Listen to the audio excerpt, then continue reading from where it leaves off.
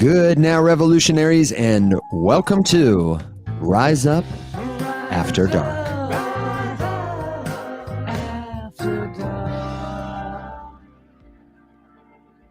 That's right. It is the party. Some people spend their whole lives looking for the party, wondering where the action is, and those people will never find the party. I got to tell you, the party is right here, right now, tonight. Yeah! It's your place for helpful news, commentary, and crypto questions. What do you like? No, I was going to jump in as soon as the theme song ended, but then you just caught me with this stare deep into the windows of my soul for a hot second. I was like, oh, wait, are we just doing this? And I was like, wait, is he going to talk? And then I was like, okay, no, it's not the usual full commercial intro. And so then I interrupted you, and then you were about to launch into the whole thing. So it's a great start. It's a great start. It's the Rise Up After Dark show. After Dark.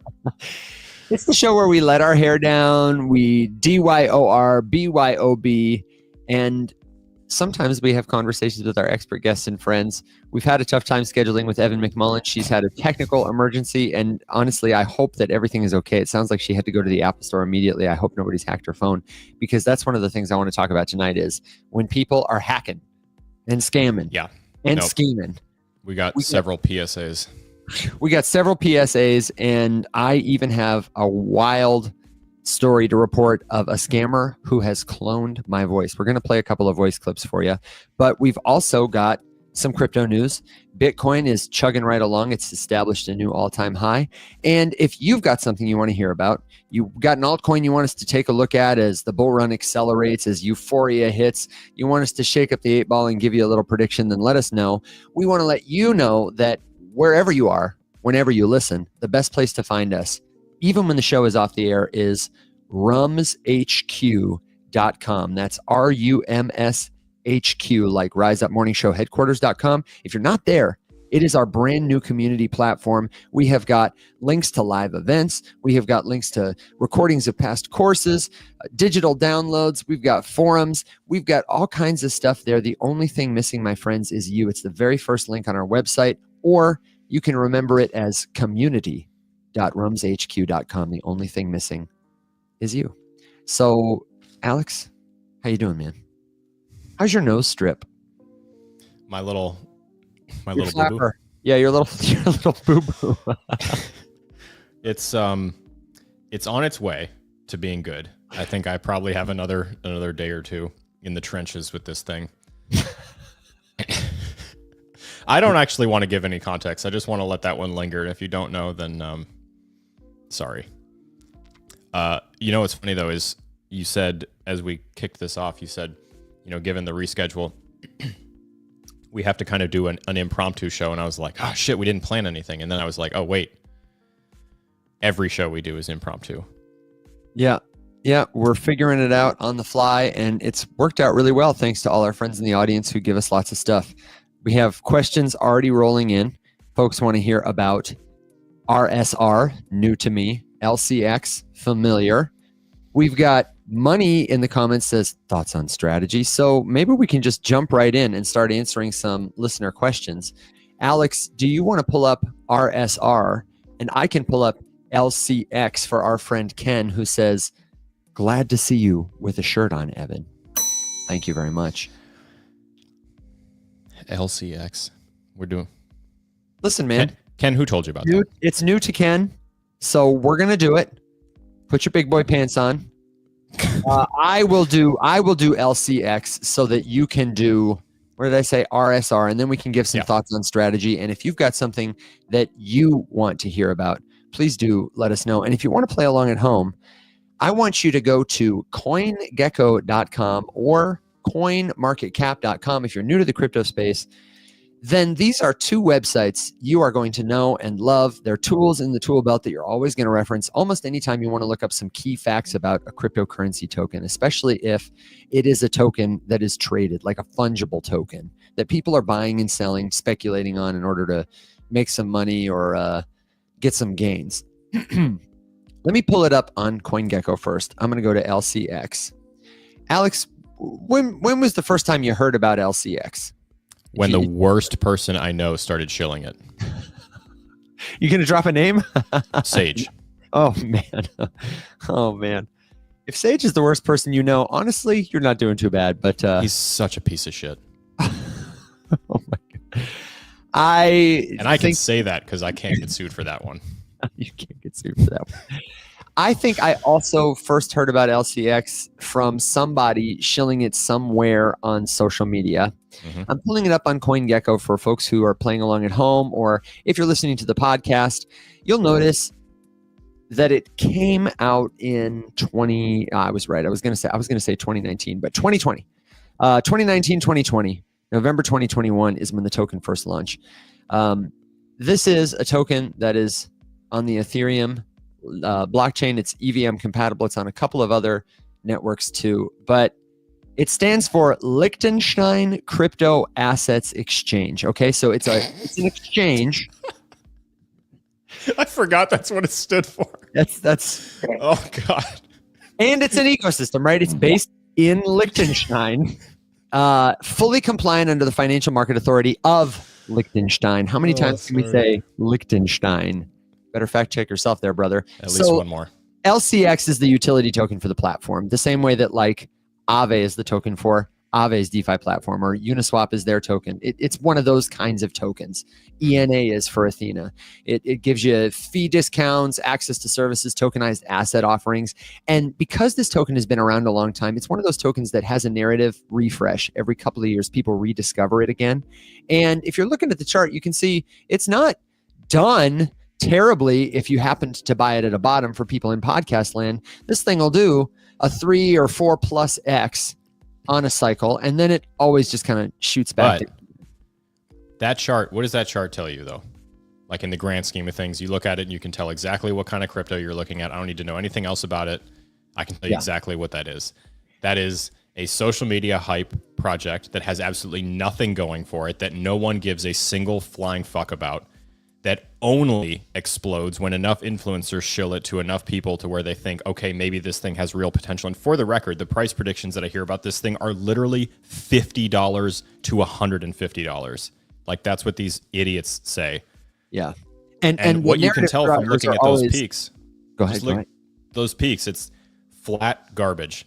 And then it explodes, and then you better get the hell out of that thing because it's going to dumpster straight back into Hades' doorstep, and then it's going to sit there until another campaign is run, and then it's going to, and then it's going to, and then it's going to do that. On the plus side for Ken, who bought it this morning, there you go. It looks like if the narrative is reemerging and like you're just starting to hear about it now, it very well could be that this token is going to take off a little bit. But you'll notice that the very first spike, that was the most aggressive, right? Then the second spike was the most sustained. The third spike was, woo, look how quick that is. That is fast. What's the time frame on that from the bottom to the top? From the bottom to the top of this sort of spot, November 8th to December 6th, it really stayed at this top for, it looks like maybe like 3 days. Okay. So when this thing blows up, the second it starts to show downward momentum, Ken, you got to sell it. Get out of there. The narrative is they're compliant. What's that guy, Klaus Schwab? Is that his name with the World Economic Forum?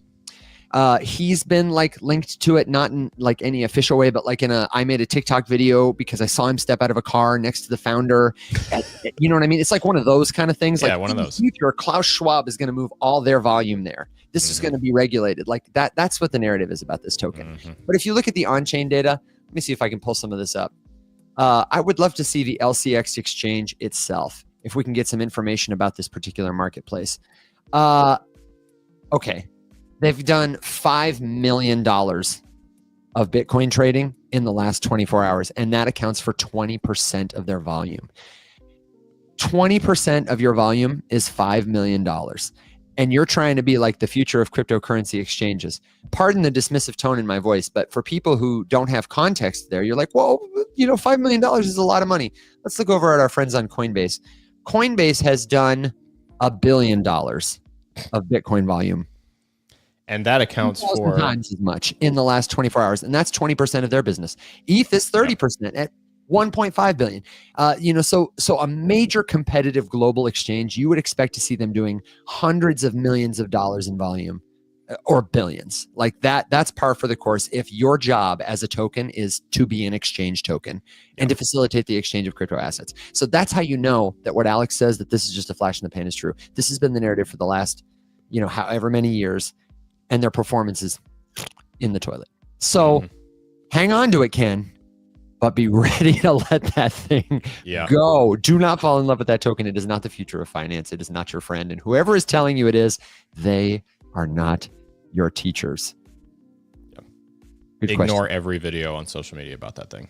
Yeah. That is financial advice. Yeah. He said, I threw 500 into it. I will see how it goes. Good. Could be 2 or 3x. And let us know how it goes. Buy yourself some ice cream with it, brother. I mean, yeah, if it does the thing, just be ready to poof. Yeah. Kirk Talbot says, next. Okay. Let's take a look at RSR and then we'll talk about strategy. Okay. Just in case anyone is wondering, there is absolutely zero data on the Llama about LCX or their exchange. Yeah. Meaning DeFi Llama, which you would expect to have some more reporting on that kind of thing. At least a little. At least a LCX. page. And I'm going to give LCX one more gwump just so it can have 3. But I am going to, who I'm going to give a ding to?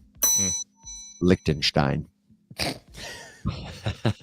You should ding what's his nuts too? Klaus Schwab. No, sorry. I said ding. I meant gwump. Oh, there you go, Klaus. Well, he needs 2 because you dinged him. So he needs to be on the board with the gwump. Alex is so official about it. Okay, Klaus is on the board with 1 gwump. We've got Liechtenstein with a ding and LCX with 3 gwumps. Tell us about RSR, Alex. Okay. Hold on. I'm going to first impression this thing. I'm sure I'm going to remember. I know that ticker. Oh, yeah. Okay. Reserve rights. Is that the one you're talking about? Reserve rights? I have no idea. Ken just said RSR. Yeah. Okay. I've heard of this thing. All right. Let's do the old Gecko share. Okay. So this is the max chart. It goes all the way back to the wee beginnings of 2019. So it's been around for a smidge. It's not looking good. It's not looking good. Oh yeah, that's a rough chart. That's a real rough chart. I mean, what that looks like? That looks almost. It looks a little better, but it reminds me kind of like an ICP chart. Yeah, except this peak was like right here, and then it was just, and then forever. Yeah, shots fired. Pew, pew, pew. But no, I mean this was so. What is this? This is a thing that sprinted in the last bull run, and then it cratered right on time when the entire market crashed in summer. And then this right here, this little blip, this was the blow off top, like the peak. This was the end in end of November, early December 2021. And then we went and did bear market things for a while. And then we got here and the whole rest of the world was like, whatever. And then this thing did a tiny little itty bitty bit and then it died. Let's go check out the website. Ooh, we're going to wine bottle a website. Oh, they got a cute looking website. I do like that. Somebody paid for that. I'm not mad at that. That's something interesting. I mean, oh my gosh. Is this, wait a second. Yes. This is Reserve Protocol. Yeah. I actually love these guys. I am not interested in buying their token, but I love their product. We want to get them on the show. Unfortunate how that works, isn't it? It is. It's so unfortunate, but I'm super bullish on these guys. I just a quick story as you're wine bottling. Why? I met them at Consensus. I think I met them at Consensus. They had a great booth, and their whole thing is it's ETFs, but for crypto. And their commercials around this are like crypto you can bring home to your parents. They have this killer commercial where a guy is presumably on a first date with a new girlfriend. What did their booth look like?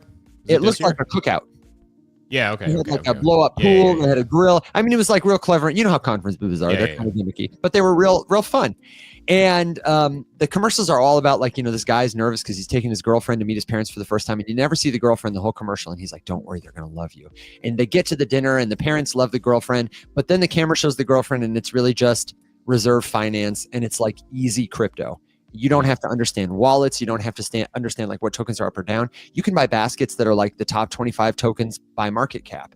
You can buy a meme index token. It's like index funds, but for crypto. You buy it with a click. It's so seamless. And it's exactly the kind of solution that I really think could onboard a ton of people to true crypto ownership. Very cool stuff. What's the deal with the token then? Why do they have one? I don't know. Because everybody does. Everybody's got a token, and probably because they use it for liquidity. I would imagine they use it for, you know what I mean? Like buys and sells, and it's a token they control. So they would want to have a lot of liquidity in a token they control and pair with all the other tokens that they're buying and selling. I imagine it was one of those tokens that it was fucked by ICOs. Pardon my French. But, you know, like somebody bought it because it was new and it was hype. And now it's probably more appropriately valued based on what the company does. And it may never be a good investment, but I think this is substantial. This project would get like an A from me if we were going to rate it. Just based on what I know about it already, I would give it another look 100%. It'd be one of those that gets that split Guamt token ding project. Because I mean, the market cap is... Did I say those backwards again? Possibly. Elaborate on what you mean, and then I'll know. What I just meant that I wouldn't touch that token. Oh, I wouldn't touch that token. But but don't you love this as that sounds cool. I remember you telling me about that now. Yeah, I know that's why I vaguely recognize the name of the ticker. I mean, the market cap is $500 million, so you know, it's not like it's zero. It's just, I mean, over here, what was it? Got up to 10 cents just about, which is, I mean, geez, 100 times where it's at right now. Yeah. What's the price right now? Ken said he bought it just another $500 like LCX. It's a gamble coin. It's a get rich quick coin. I don't think this one, I think Liechtenstein token is your get rich quick token. You're going to pump it and then sell it. I don't think this one's going to pump. I'm curious. So, I would be really curious, Ken, just like given how it is, how did this one end up on your radar? Did you? Yeah, I'd like to know too. Yeah, I'm always curious how these things, like especially the ones that are kind of like, you know, ghost towns. Like how are they? How are these tokens getting on radars? Yeah, this token is a ghost town. I'd love to see the reviews though for the platform. Real quick segue question: do you recommend One Chain Wallet? Have you ever heard of that, Alex? One Chain. I'm going to do a quick Google on One Chain Wallet, and then I want to honor the thought from I'm sorry, I forgot your username. Mystery, was it Love Mystery, something like that? Who wanted to know our thoughts on strategy? Let's look up One Chain Wallet. And Alex, I'm sorry if I rugged you. Do you have final thoughts on Reserve? Dogs. Huh? You know, I don't see a wallet called One Chain Wallet. There are several brands that have wallets called the on-chain wallet, like DeFi.com has an on-chain wallet. I think the Coinbase wallet used to be called the on-chain wallet. Robinhood has the DeFi wallet now. And usually if it's by a reputable crypto company, then that's a great product, especially if you find it easy to use and it supports the tokens you hold. Can't go wrong. Alex, what do you think about strategy? The company? Yeah. The company, the gambit of reserve tokens. We're starting to see this more and more. Strategy, formerly MicroStrategy, was very much the first play at giving a company value by trading its stock for Bitcoin, taking out loans to buy Bitcoin. And now we're seeing more people do that kind of thing. But they're the OG. What do you think about them? I have mixed feelings. Because on one hand, it feels, and this is part of the problem, it feels almost sacrilegious to say anything negative about Michael Saylor. Yeah. Because he's such a bull. But I would be lying if I said that I was not concerned about how much Bitcoin that guy owns. And his average is good. Like his average price is good. So the odds that he would get it down to a point, or that it would get down to a point where there was like serious concern, is low. But not zero.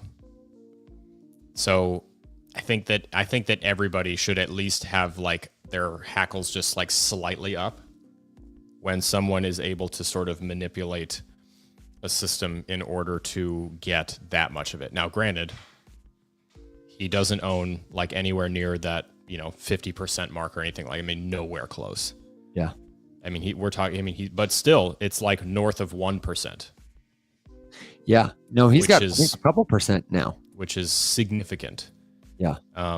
So I don't know. Like, on one hand, he has brought a lot of eyeballs to it. I think that it's helpful the way that he doesn't like over evangelize. Like, he's very passionate and he is extremely like highly convicted, but it's not like who's that dude? Who's the guy that, oh my God, it's going to bother me. Some like, wealthy old stuffy white guy who was on stage and just shrieking at people about Bitcoin. Did we see him together? Famously at a conference. It was just, no, we didn't watch this particular presentation live, but he was just like so aggressively screaming at people and like throwing stuff. And yeah, this isn't the BitConnect guy. This is I feel like I have a memory of this, but I'm trying to block it out. He was not charming. No. It'll come to me eventually, but the point is, like, that's one thing. And Michael Saylor is more of the, like, I'm going to calmly sit on a table on a podcast, at a table, and tell you firmly that, like, charismatic. This is the best asset of all time. Yeah. And that's about it. So, like, in that sense, honestly, I kind of respect, the fact that he's like not a psychopath about it, because we don't need any more of those. But I am concerned about the concentration of Bitcoin in his hands. So 3%. Own 3%. Thank you to everyone in the audience who gave us the assist on that. And I think that's it's a concerning number in terms of if there were 2 or 3 people who owned 3%, and Satoshi owns, more than that. So we're getting to that point, especially with the government accumulating, that hopefully more people will get on the Bitcoin boat. I don't think Michael Saylor is going to slow down anytime soon. And I'm mostly interested in strategy as like a stock play, as a hedge. I think there is a strategic way to incorporate it into your portfolio. If, for example, you have money tied up in a 401k, an IRA, and you can't buy crypto with it directly without taking on some kind of tax burden, and you want to get more exposure to Bitcoin, then strategy could be like an alternate vehicle to do it. If the price of strategy stock relative to the number of Bitcoin each stock is like assigned to, if the Bitcoin per stock times the price of Bitcoin, I forget, the math, it's been a long day. Basically what I'm saying is, and we suck at math on a good day. So you got to do the calculation to figure out, is it more profit effective right now for me to buy strategy stock based on how many Bitcoin they are holding per stock? Or is it more effective for me to buy Bitcoin right now? And for a lot of people, the answer might just be that it's easier to buy one or the other. But you can use them as a hedge against each other like that to maximize your exposure to Bitcoin while kind of diversifying the instrument that you use to get that exposure. Go ahead. You got to play the song again. Oh my gosh, I forgot. We mentioned Bitcoin hit an all-time high, but we didn't get to celebrate yet. So congratulations, Bitcoin. 123,000. More. $400. What? That's what I'm saying. Like it happened again. And shout out to, that's a hell of a username. It starts with Nucking. And then there's a whole bunch of other letters. So good on you. Shout out, Nucking. Thank you. Gecko's got the all-time high right now at 123,819. Wow. Congratulations, Bitcoin. There's a few dollar discrepancy here. When we started the show, it was 123,400. So if we get another all-time high, we might just play it again. We have to. We're contractually obligated to play it again. We are. Shout out to Keith, who composed the Bitcoin all-time high theme song. Did ETH hit an all-time high yet? Not yet. We're close, though, aren't we, Alex? We're at above 4,700. Is that right? Hold on. We rang in the halving on Rise Up After Dark, and now we're celebrating Bitcoin all-time. We might get an ETH all-time high on Rise Up After Dark. How cool would that be if Rise Up After Dark becomes a top signal? And not just a top signal, but like a local top signal. That would be cool. That would be something. Okay, so the all-time high is, this is Gecko's all-time high. So there's different all-time highs, give or take a couple bucks, depending on where you look. Okay. $4,878.26, which is, we are currently at 4,741. So we are 2.9% away. Wow. Although, sorry, we're down. That's not accurate. That's going the other way. We are down 2.9% from that all-time high at current prices. So, just a butterfly fart take us up there. Man. Okay. Cool. That's something. Interesting. We also have a request to talk about Ondo and Matic. I would love to take Ondo if you want to take Matic. How do you feel about that? Yeah.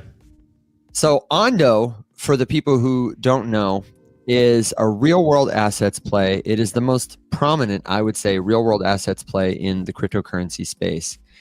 And it emerged, a year and a half ago is when it came public. The token came online, but they've been building for several years.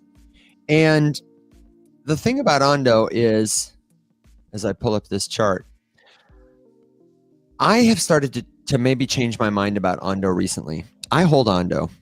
I have some of it that I've swing traded, bought and sold, because of the different things they've been linked to, like BlackRock's Biddle Fund. Ondo is part of the infrastructure that makes it possible for people to be compliant in the way that they bring assets on chain. So they can bring new money to the crypto space. They can play an important part of that.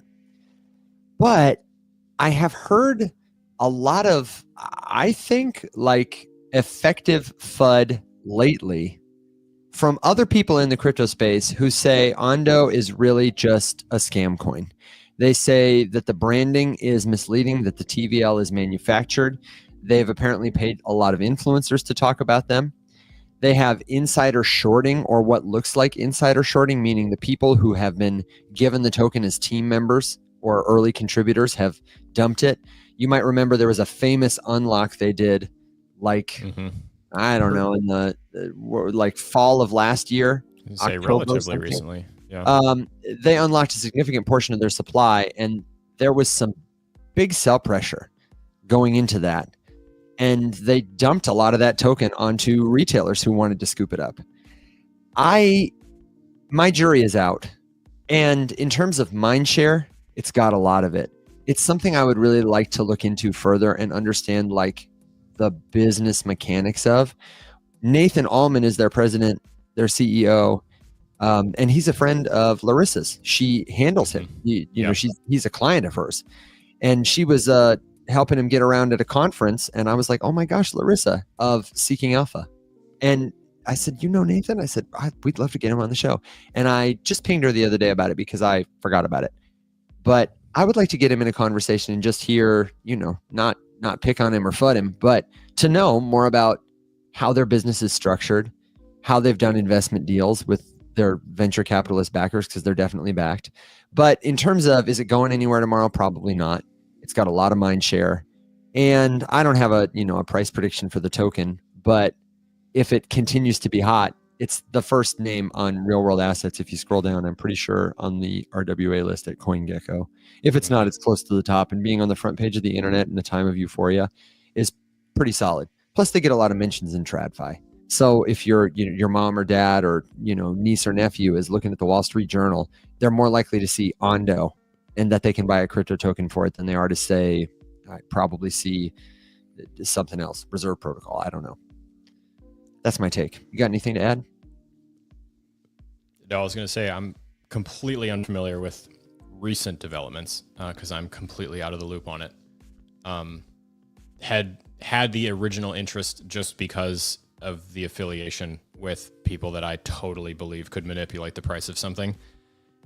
And thinking that if anyone was going to commandeer the use of a network to start arbitrarily tokenizing huge amounts of stuff, probably pick the ecosystem that has a shoe in with the company that has bought everyone's stuff and has a very direct incentive to start tokenizing it, whatever the hell that means with everything. Yeah. So in that sense, yeah, I would say that as far as, something that I think is an incredible piece of tech or something that is revolutionary or, a huge level up in the DeFi game or any of that kind of stuff, it's never ever had that I've never been interested in it for anything like that. I will say it. I think actually, I would push back on that. I will say what impressed me about it is they've got this. So they've got this. They just recently launched their own chain, and it's in like beta. It's announced, but it's not like fully live. But they have a lot of assets under management that because of their relationships, they've been able to tokenize, and they've got this USDY token. That basically earns returns on treasury bills like Tether would. And it's launching on more and more chains all the time. So they've got the rails and they've got what appear to be some legitimate partnerships. So I feel like if anybody's going to swing that bat, it's going to be them. Whether or not they can scale it, that's what I'm looking at. How many more real assets? How much more real yield and like institutional partners will they get that translate to actual volume on chain in dollars? That would be like my next step to see is it real or not. But those are real steps. Yeah, no, like I said, in that sense, that's kind of the part about it that I have had a bit of interest in. Like if anything in RWA was gonna, if RWA, real world assets as a narrative, as a niche, was gonna get, a narrative run, as they would say. For that, just for context, when the market enters this kind of period where like altcoins are sort of just arbitrarily running, people are actively looking for the thing that they're going to put money into because they start to feel this like ever growing sense of FOMO. And so we start narrative hopping. And effectively what happens is that like the DeFi tokens are going to run. Actually, who was just doing a really good piece of coverage on this exact phenomenon this morning on his live was Virtual Bacon. Oh yeah. Yeah. By the way, he's kind of like receded from the views on TikTok. He like took an extended leave of absence from TikTok, started pushing on Twitter much harder. Huge over there. You're like 4,000 people in the Twitter live earlier, and I know he usually restreams over to TikTok too. If someone you might remember him, he was big on TikTok last bull run, and then honestly, I always thought it was really unfortunate. He did what any reasonable person would do, and like had a few of his convictions that just didn't play out, and then people were just like merciless. Just giving him shit for it. And that it's like everybody in his comment section was like, well, I am actually Warren Buffett. And so I'm going to give you a really hard time about this investment that wasn't perfect. And I think honestly, he righteously was just like, you know what, go fuck yourselves and left. But he was talking about that exact idea. So in that sense, Ondo for me, I would say as well, has that kind of like first place spot. If RWAs and of RWA affiliated projects were just going to arbitrarily start exploding, I would say that's like the shoe-in for the best one, just because. Yeah, I think so too. It's a guess. Really for the record, that's a guess, but I'd like to look into the FUD. Mm-hmm. Oh, Jeff Areno says if Ondo partnered with LCX, then maybe something big in Europe soon. I'm going to give it both a flush and a scream, but I am going to give Liechtenstein another point. Dude, did you see I tagged you? I think I saw that you had commented. I didn't go back to it and look. Did you see Jessica posted a video of her on Mad Money with the board itself, the board of boards? I sure did. Yeah, Alex sends me this post of my parasocial friend, but it sounds like you guys have had a couple conversations. Jessica, how do I say her last name? Inkskip. Okay, good. With Jim Cramer at his soundboard in his studio. And yeah, she was given some really sound technical analysis about like Bollinger Bands or whatever, but then she got to hit the soundboard and I was extremely jealous. It was very cool. I mean, she had a great presentation. It's a great segment. Yeah, it was a good segment. Shout out Jessica, way to represent. Hi, it's Jordan. Just wanted to say, guess how's PC in the process of being fixed this guy? Listen. First of all, shout out Jordan. First of all, go to bed. Second of all, what he's referring to is over here. I'm gonna take TikTok on a walk. Take us on a walk, and we'll narrate it to the folks in computer and podcast land. And do me justice because I'm taking my headphones off. Yeah.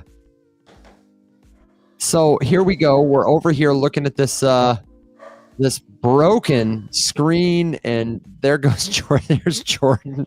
It looks like a patient on an operating table, all wires and open cavities. And I just need to know, Dr. Alex, what's the prognosis on that patient?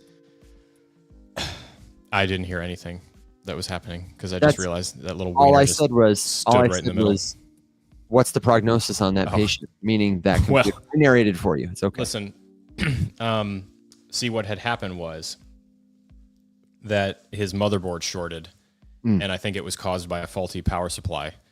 So we had to buy a new power supply and then buy a new motherboard. And of course, when you replace the motherboard, that means that everything has to come out. So I took all of it out, took all of it apart, cleaned everything, got a new motherboard, put everything back in there. And now I'm facing the last task of just reconnecting the new PSU to lots of things. There's about 18,000 things that need to get plugged in. Yeah. So that's what that is. That's what he's talking about. Let's honor these folks and try and be a little more rapid. I certainly could be more curt. I know you've got Matic to do next, but I want to very quickly touch Arrow on the way there because we've talked about it a lot lately, and I think I can do it in 30 seconds. Time me. Go. If you're playing along on CoinGecko, Arrow in the last couple of months has looked like a couple of higher highs and lower lows. As you know from hearing our friend Will talk about it, it's super inflationary, more tokens being released all the time. But if this trend is to continue, then I think you could see $2 in euphoric conditions. They ask, will we see 3? Let's try and get it up here first. Don't be afraid to sell the tops. Buy the bottoms if you have conviction. I bet that was 40 seconds. No, that's pretty good. I think that was sub 30. Wow. Okay. But that's what I would do. If you're underwater on Arrow because you got it at $2 or something, you bought the top, you do Alex's strategy, which is now that it's at a local top, you sell some. It's probably going to go back down. You buy some. Then if you feel like it's going to go, you know what I mean? You probably are at a good place to swing it a couple of times before it's done. But again, it could easily cross $2 again if it decides to. Oh, yeah. And so for that very reason, this is another great example of why you don't sell the whole thing or ape the whole thing. You know, don't ape your whole stablecoin position. Don't sell the entire position. By all accounts, it's a solid project. Good revenue. $1.2 billion market cap, which makes it the leading exchange on Base, and it's not even close by volume. $29 million of volume in the last 24 hours. That accounts for over 50% of the volume on Base. Moonwell, like far behind it. And this is just for USDC, excuse me. Their actual total trading volume is 52 million. I feel like it might be a little higher than that. But if you look at a competitor of theirs, like say Uniswap, which services a lot more chains, but still has a $7 billion market cap, and frankly, I think is a little undervalued. That's plenty of room for Arrow to grow. Yeah, I was just going to pull up there. Here's a good example of something. If you have like if your question is like thoughts on any crypto, here's like one thing that you can do to go look up a thing that will give you a pretty solid summary of what my thoughts on it are going to be, if you're curious. So we'll use Arrow as the example. Screen share. Gotcha. Okay, so here you go. Aerodrome, total value locked, 600 million. You can see right here, over here, that it actually has a pretty long way to go before it would reach the TVL that it managed to get back in December, which is about twice what it currently has. However, it is kind of, very lightly trending up and recovering pretty nicely from a relatively large drop-off right there. However, what you can see is that their annualized revenue is like $200 million. Which is pretty solid. So like in that sense, they're doing really well. Price of the token notwithstanding, I honestly, those things are rarely related the way that I think they should be, because this is one of the few protocols, projects, platforms, anything in this entire industry that can boast revenue like that. Yeah. There's not a lot. It's a small category. It really is. And Alex, before we go on to Matic, I want to let folks know that you were looking this up on DeFiLlama.com. And I've got to interrupt us because thank you, Solum. Bitcoin has just hit $124,000, which means we got another all-time high. We might get to play it 3 times today. That is 3. No. That's the second time. We played it this morning. but I'm just counting the stream. You know, we played it twice this stream. Okay. We played it 3 times today. We might get to play it 4. 3 All right. times on the stream. Fair enough. More times than Evan McMullen has been on this show. Not quite as many times as she's had to reschedule. I'm sorry, Evan. I'm so sorry if she's listening. We really do love you. Wow, Jeff says 124,533 on Coinbase. Smoking Bitcoin. Whoa. Damn. We might get an ETH all-time high too. This is crazy, Alex. Something about After Dark that just sends them. You're welcome. I'm going to take credit. Yeah, take credit for that. The guy that was installing the new refrigerator in that house this morning was complimenting like the craftsmanship on the like cubby that the fridge gets tucked into, because it's the perfect size. It like I mean, it like a glove. You know those videos where people like have those perfectly machined pieces of steel and they like drop one into the other and it just like goes in, it's like seamless. That's like how good this fridge cabinet is. And he was like, wow, this is really good. Did you do this? And I was like, no, but yes, absolutely. I thought you were going to say He's like, nothing in anyone's house is ever square or level. And this is perfectly square and perfectly level. And I was like, you're welcome. I can't take any kind of credit for it, but you know what? I'm standing here. So yes, this is my house. That credit all day. I would have been like, yep. And then he would ask me a question like, what kind of planer did you use? And I would have been like a Smithson. You know what I mean?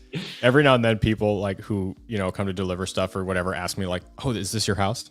And I'm always like, absolutely. Yes. Oh, on Tybee Island. Yeah. I thought you meant like at your actual house for a second. Oh, no. I mean like at the commissary, which is like this 35 person, absolutely gorgeous. The people who own it used to restore vintage travel trailers. And they did the renovation on this house. It's incredible. But like, I'm talking like every window was made by a glass artist to look like the original window, but to meet current like energy specifications, but they're glass. It's crazy that like more than my whole house is worth is just in the windows of this building. It's crazy. So whenever someone asks me if it's my house, I'm always like, oh yeah, absolutely. Definitely. 100%. Yep, yeah. sure. How weird would it be though, if a delivery driver was like, oh, this is your house, and it was your house? Like who do you think I am? Well, I mean, it was a very weird setup where like clearly I wasn't like the woman who was staying there is clearly not like my friend, because I was like being very like a formal and official with her, like apologizing for the intrusion, like thanking her for her patience and like all this kind of stuff. And so I think he was just like, this is odd. And plus I had been going back and forth with them with scheduling because I'm like, this is an Airbnb. So there's like people staying there. Anyway, has nothing to do with anything. Alex, give us some thoughts on Matic. First We of all, talked a lot about Polygon lately, but we haven't talked much about the Matic token. Well, first of all, there is no Matic token anymore. Oh, that's right. It's Paul. Yeah, I thought you were setting me up. If you might still have something called Matic somewhere. You might. That's right. Depending on where you hold it and for how long you've been holding. However, if you go to do anything, and it's not a big deal if you do. I don't want to, no cause for alarm. If you still have something and it's still called Matic. I still have some that's been staked for a very long time. It's still like I have Anchor Matic because, you know, when I staked it, it was Matic, and the liquid staking token that they gave me was branded Matic. But like when I go to turn it in, it will do the exact same thing. It will switch to Anchor Paul. So generally, just depends on the platform. They all have instructions for like what to do when there's a token rename or migration like that. In general, though, I mean, what is it? It is the primary cryptocurrency. It is the token, the main token for the Ethereum layer 2, known as Polygon. Our friends. Correct. Friends of the show. You've got a whole bunch of things. This is the category that like I'm the biggest fan of, because if you can find an ecosystem that is like doing a good job or doing stuff in general, incentivizing people to show up there and put things there, they all have one thing in common, and it is the ecosystem token. So, you know, when we talk about ecosystems that are like killing it, you know, places where people want to show up and do things, you think about ETH, you think about Solana, you think about Polygon, you think about Avalanche with, you know, the games that they've managed to attract, all this kind of stuff. That's like how I would analyze it. I would be looking for new activity. I'd be looking for incentive structures and programs that they're running to bring people on. Polygon does have a grants program. They're pretty focused in like the payments world, the RWA world, and the stablecoin world, all three of which are like relevant and popular niches within the space right now. Decent DeFi. I mean, let's pull up the old. I throw the llama back up again and just take a look at it. And here we go. Hang on, I'm coming with the screen share. Oh, I'm coming. I do want to say while you're pulling that up that I really wish Evan could have been here, because one of the questions in the comments is about WorldCoin. And if anybody's equipped to talk about decentralized identity solutions, it's Evan McMullen building a competitor to WorldCoin. So we'll touch on that. What you looking at? So we do have north of $1 billion. So we're at $1.5 billion of TVL. TVL, in case you're unfamiliar, total value locked. It's basically the measure of how much money, the dollar value equivalent of how much money is locked up inside of the DeFi ecosystem on this particular network. Whole bunch of different breakdowns here. And actually here you can see a list of all of their top protocols. So, you know, their EVM. So lots of the ETH, the big ETH names that you're used to seeing. Aave on the top of everybody's list. Look at Morpho.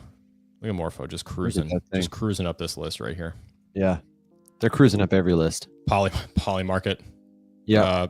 Oh man. 40% I made half an ETH on Polymarket the other day. Actually, I made 0.3 ETH, but it wasn't the bet. Sorry, I should have said I bet on Polymarket in what's called a persuasion market. I'm playing that game, Joke Games. And it's like a Polymarket. You know, you basically are voting on who you want to win this thing instead of voting on an outcome that you can't control. Your votes control the outcome. And Polymarket was the winner, and I made the bet early. And so, you know, you bet early, the price goes up, you cash out. Polymarket made me some money. There you go. You cannot use Polymarket if you're in the United States without a VPN. Yeah. There's Gauntlet too. Just talk to them. We got to love them. They are just opening vaults. We're going to have them on the show soon to talk about it. They're going to have a super easy to use DeFi solution I'm very excited about. So at any rate, you know, a decent amount of stuff happening. You can kind of see this I've always found interesting. So one of the reasons that Polygon had originally talked to us was because it was part of this kind of overarching effort to come back from what they themselves called the ball drop from last time, wherein, you know, there was a whole lot of Polygon chatter at that point, Matic. And then they just kind of feel like and rightfully so, they sort of disappeared from the public eye. No one really heard anything from them. We didn't really, I'm going to rug you. Gotcha. Damn, man. Oh, look. At the same time, you get a little Elvis wig. I love that. And, you know, right now, the chatter on Twitter is definitely starting to pick up. So I would say that, and plus, I mean, the big thing is that it's kind of like coming into airdrop season on Polygon. Yeah. So they launched, or I shouldn't say they launched, they helped incubate and facilitate the launch of Katana, which is its own blockchain, which is doing an airdrop for people who stake Paul and then a whole bunch of other different parameters. I think Billions themselves are also on that list. Yep. There's a few others. Actually, here I'll show you one more little thing about finding those airdrops. I'm gonna throw up. We can just share the link for this one though, if you want. That sounds great. Share the link and give me the verbal description for folks who are in podcast land. Also, to our friends in podcast land, hello. We hope your candles are green. Everybody's candles are green right now, so hopefully yours are too. They better be.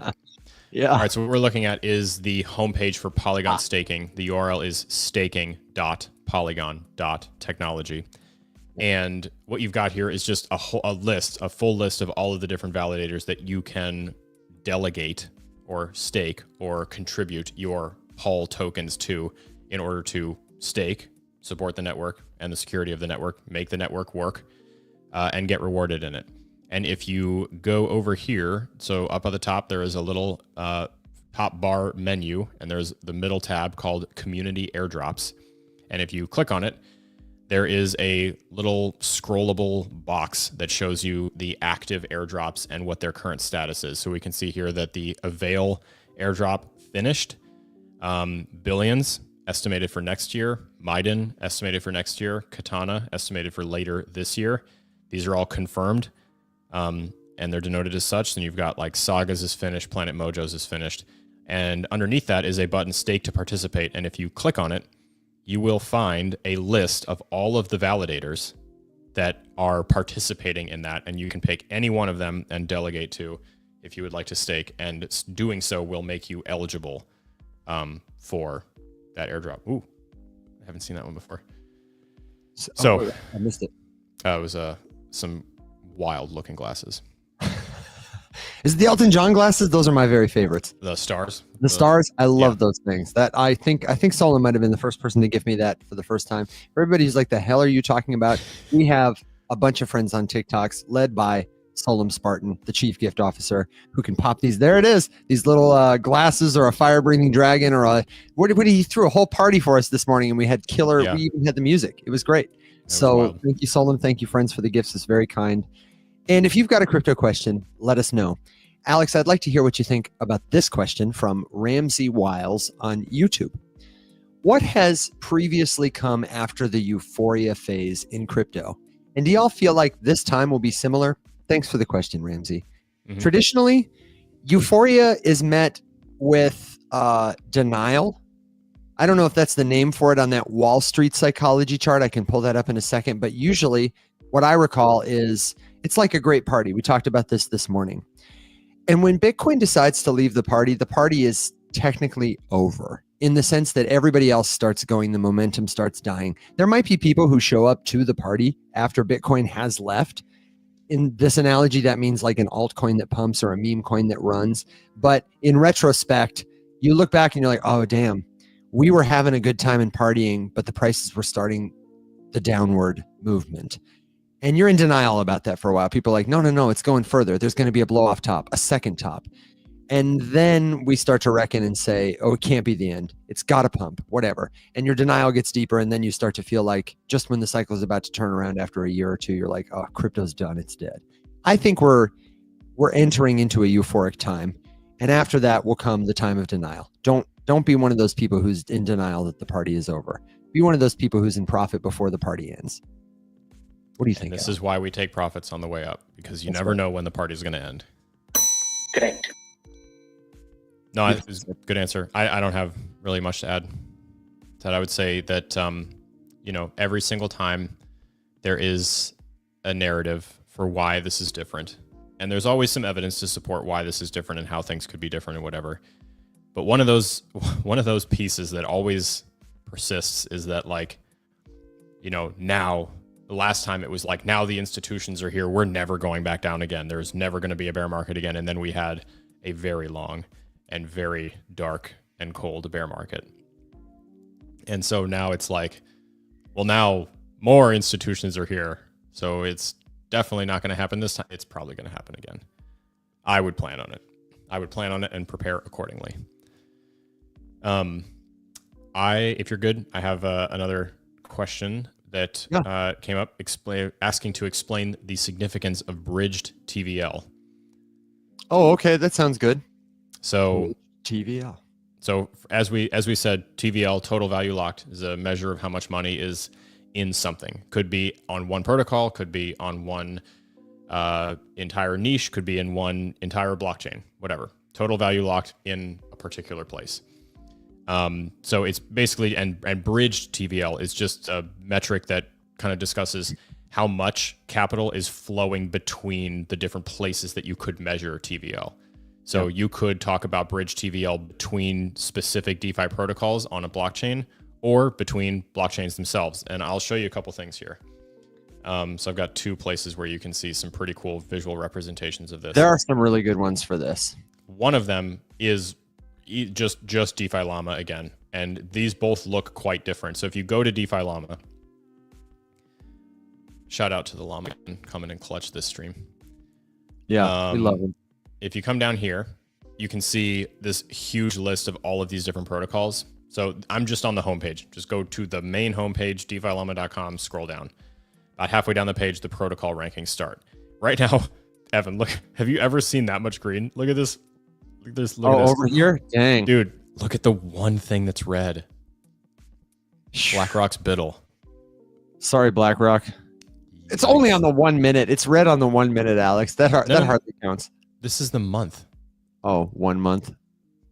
That makes sense. Yeah. 1 day, 1 week, 1 month. Yeah. Anyway, but you can usually what you can do is you can look in a specific ecosystem. You can kind of get a sense for like where is money going inside of that one thing. Like if we were to look at Solana and take a peek. By the way, Evan, remind me to come back to this stablecoin market cap thing in a second. Okay, stablecoin market cap. So again, everything's red. God, everything's green. So this is really making it hard for me to prove this point. But basically what you can usually see is like some red and some green. And you can kind of get a sense for like which protocol is getting the money and where is it leaving. So like you would be able to see like, okay, maybe Jito is a little down today and Jupiter is way up today or Camino's up today or whatever. So you could kind of start to put piece together like which of these protocols is getting the money and from where is it likely going. But you can take it a step further and go to dBridge. Here we go. I was like, dang, man. I forgot the extension. It's dbridge.finance is the. Oh, is it really? I was sure it was an IO. I would have been rugged in a second. Evan would have connected his wallet to dbridge.io and gotten drained. I would have, man. All right. So if you go to dbridge.finance and click on analytics, it will take you to my favorite visual representation. Oh, yeah, I love this one. In the entire industry. So basically what you've got here is a bunch of blockchains on one side and a bunch of blockchains on the other. And this very pretty looking rainbow chart that shows you how much money is going in which direction to and from every chain to different chains. So for example, up on the top here, and they're sorted by size. So like you can see it's depending on the size. So over here, we've got a ton of money. There's always Solana and Ethereum are always the big ones, always. And actually look at Arbitrum, dude. Yeah. Arbitrum bringing up a very respectable third ahead of base. I bet if you looked at this, I don't know, a couple months ago that base band would have been a lot fatter. Yeah. I will say too, it's worth pointing out that this is not indicative of the size of that blockchain's ecosystem. This is indicative of how much money is leaving and going elsewhere in relation to how much is leaving and going elsewhere or coming in from different blockchains. And I say that because if you look down here, Binance, BNB, which is pretty significant, looks like an itty bitty little sliver. And that's really just because most of the money that is on BNB stays there. And not a lot of people are going to, it's a much more closed ecosystem. People that are there. They're not bridging. And this is really a measure of bridge. So just because something is small doesn't necessarily mean that there's zero activity. It just might mean that it's more closed off. So like up here, if you highlight whatever, Evan, if you pan it over to the middle a little bit, you see there, gave the tooltip there. So you can see that Solana to Ethereum, $165 billion. Million with an M. This is in the last 24 hours? Let's Gotta see. Be 24 million. Yeah, I believe so. Yeah, actually don't see the, yeah, here we go. Sorry. So this is the last month. Oh, the last month. Wow. I would have thought it was higher. I would have thought it was higher too, honestly.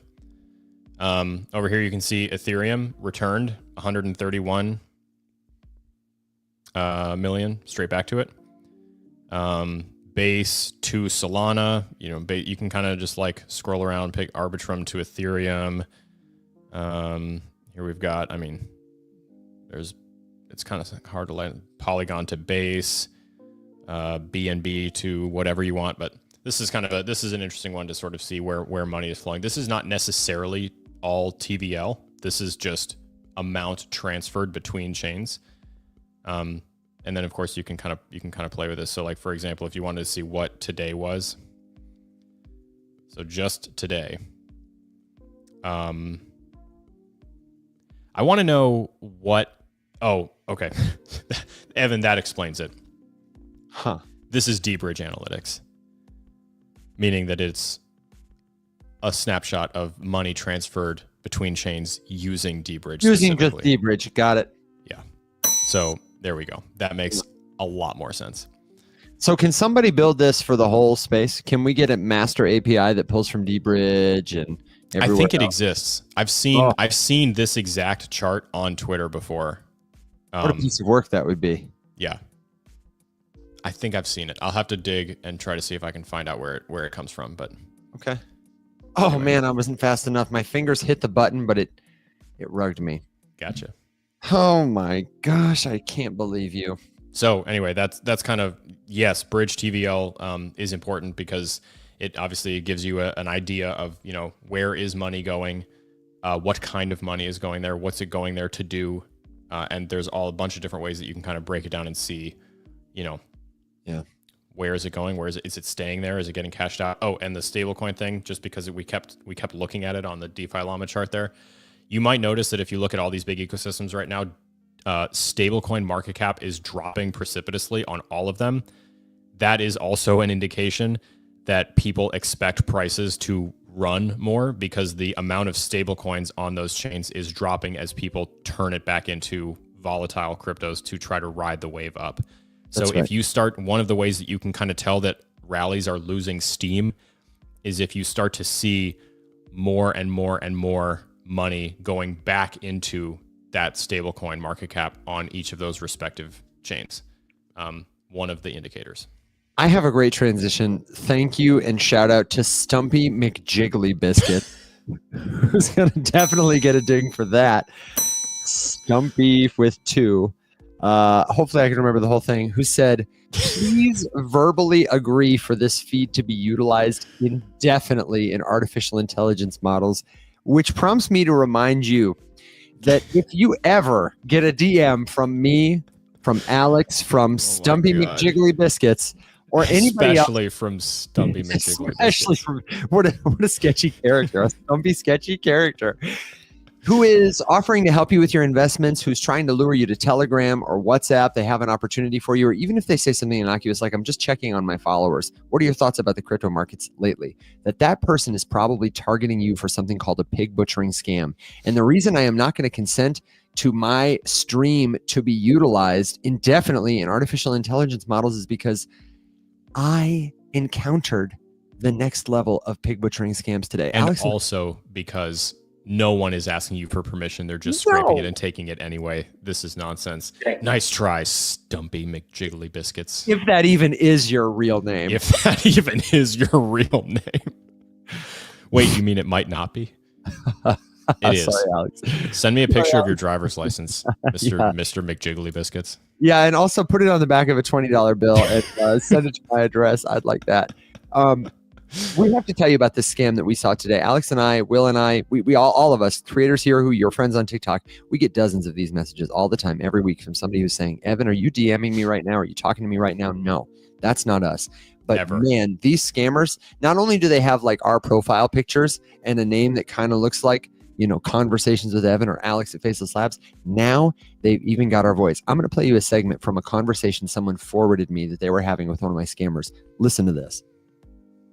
I'm surprised the fees weren't deducted because you should be left with at least $290 after the fees were taken out.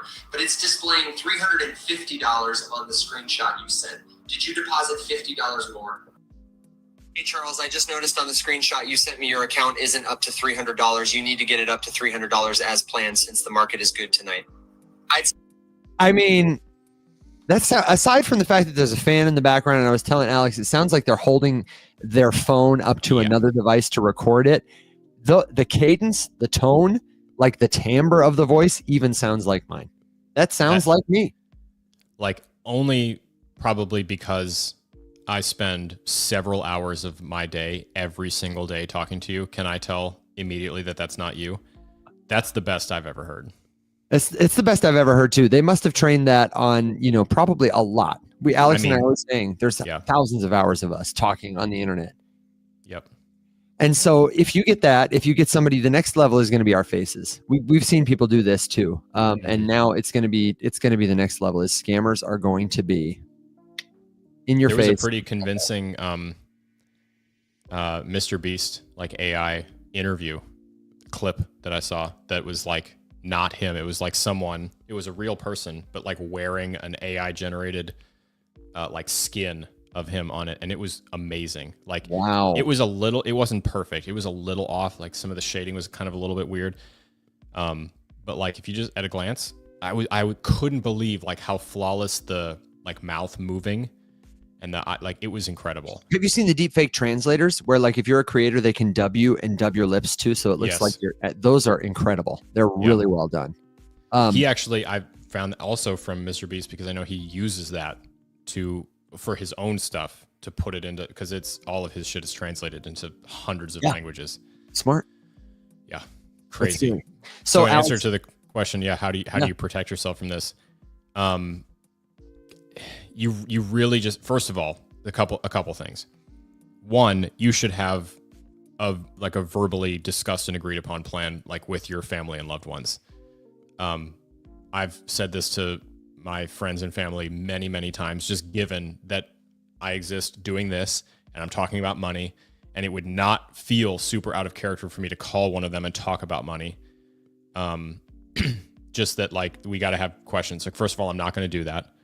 Second of all, like, if you just test me. And we have many, many things that I've never shared publicly and never will, because, you know, I want there to be enough mystery left for someone to be able to test me. So you passphrases, distress phrases, all that sort of stuff. If you get the phone call and you're not sure, because you can spoof a phone number too and fake caller ID, text them while you're on the phone there. I saw a couple different TikToks about people describing very intricate scams, having to do with, getting someone on the phone with the police and like all this crazy stuff. And one of Christina's uncles or cousins had someone call, pretend to be his daughter, like with a pretty and this was a while ago, like pretty convincing even at the time, like vocal recreation, saying she was in trouble, needed money, whatever. And fortunately, he had like just seen her or something. It was like he knew that there was no way that this was right, because not enough time had passed for this to make any sense. It was like, I just saw you 10 minutes ago. There's no way that this was a thing. But, in any other situation, you never know. So you got to have a plan. You got to talk about it. Be aware that this is a thing. Be skeptical of everything. And like Evan and I say, we will never, ever, ever, ever, ever reach out to you. Ever. I wish that was a thing that I could do, but I can't. So it's just not safe. We hear from people who have been stolen from literally every single day. Yeah. By people who pretend to be us. It sucks, but it's too dangerous. That's why we did the circle thing, because it was happening in Discord too. Discord, a lot of people are familiar with Discord. There were thousands and thousands of people in our Discord server. Like, it sucked to have to uproot everything and move, but it's not safe. Yeah. And if you want to prep your family for this, the safe word is a good idea, but let them know if they ever hear a call like this, they experience one, it's okay to hang up and call you back, because these scammers often can replicate your phone number so that mom gets a call, it looks like you, it sounds like you, and it traps them into thinking there's an urgent or emergent situation. And like you said, they hand off to a police officer or whatever, mom, I'm with a cop, he's going to speak to you now. That just gets your brain going when you're in that emergency mode. But it's okay to stop, hang up, call them, check their location.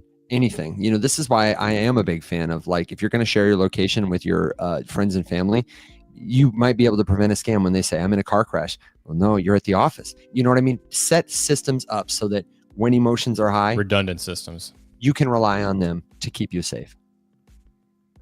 And if you want to stay safe with us, you do want to get in contact with us, the good news is we got lots of ways for you to do it. Just check out rumshq.com, RUMSHQ. It's the link in all of our profiles and all the descriptions. Wherever you are, whenever you listen to the show, it's easy to find. And there, at the very first slot at the top, is a link to join the Rise Up community. It's totally free. We got so much good stuff there. All that's missing is you. So, Alex, you see any other questions in the comments? I've got 2 or 3 more, but I'd love to know if you've got one. Okay. I was very distracted with that. I mean, just like you said, I can't say it enough. Skepticism is your friend. We will never reach out to you. Yep. And another point to Liechtenstein. I'm gonna have to start gumping them because you're getting a little froggy over there. I think Liechtenstein is gonna win tonight, dude. Like I really think that they're on a tear. I think that they could take it. Stumpy got at least 2 dings though. Stumpy McJiggle biscuits. I think I got that right. You did. The question I've seen is about WorldCoin. We've had that one a couple of times.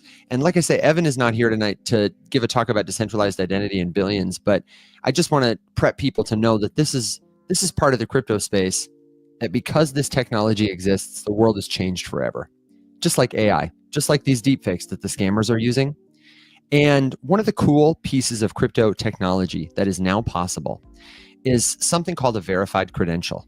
It is a way to prove that you are who you say you are, that a piece of information was generated by this or that human, this or that robot, is what it purports to be. And WorldCoin is one of many such attempts at this. It's co-founded by Sam Altman, the founder of OpenAI, GPT. And it's been backed by a ton of people. They've mostly launched with funding and like early testing from the global south. There are a lot of real strong criticisms about the ways they've like extracted data from those people with promises of like money in the form of future tokens. And mostly it hasn't been very valuable for them. It is an orb that scans your iris, which is unique like a fingerprint, and puts it in a database as encrypted information so that like, you know, I don't know, some corrupt scientist somewhere can't just like take it and sell it to Facebook or whoever wants it. But people rightfully have concerns about this. If that's the kind of data you're storing about people, you've got to justify that you've protected it well. They're offering people tokens for signing up, and they want to give on their blockchain network verified credentials so that you can prove when you create a piece of content or something else that it came uniquely from you. I think there are other decentralized identity solutions that I'm more excited about that rely less on biometrics, which, you know, can be, if somebody kicks my butt, hits me with a wrench on the head, they can take my fingerprint and press it to the phone. You know what I mean? Like that's not secure as something else. Yeah, I feel like biometrics get the like they give off the vibe that it's like really secure.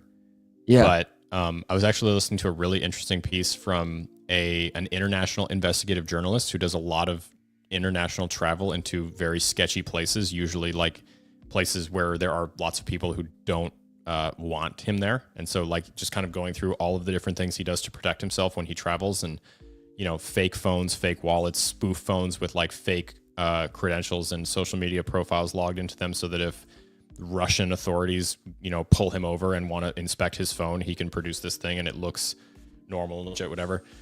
And he says like he never uses the biometric option on anything because he doesn't want to ever be in a position where like a corrupt law enforcement can arrest him, stick him in the back of a car, hold his phone up to his face and force him to unlock it. Like everything needs to be a passcode just because of that. And I had honestly never thought about it. Yeah. Yeah. I think biometrics, they give Overrated. me the heebie-jeebies. They're overrated. Yes. And plus we just saw the 23andMe CEO on the floor in front of Congress, just getting absolutely roasted, rightfully so, for lying in their terms and conditions. Yeah, crazy shit. It's very sketchy for sure. Quick question here from iGuapo, who asks, do we have any videos on charting? Alex and I personally really don't. We are deep into crypto. You don't want a video from me on charting. But we don't talk about charting much. Like I could walk you through it and make myself sound. I don't enjoy it. I'm not a pro at it. Our colleague Will, that's what he's here for. Yeah, Will saves us from ourselves all the time. You can find him at coin_guide on TikTok. Is he posting there mostly, or is he posting at Suits? Yeah. You know.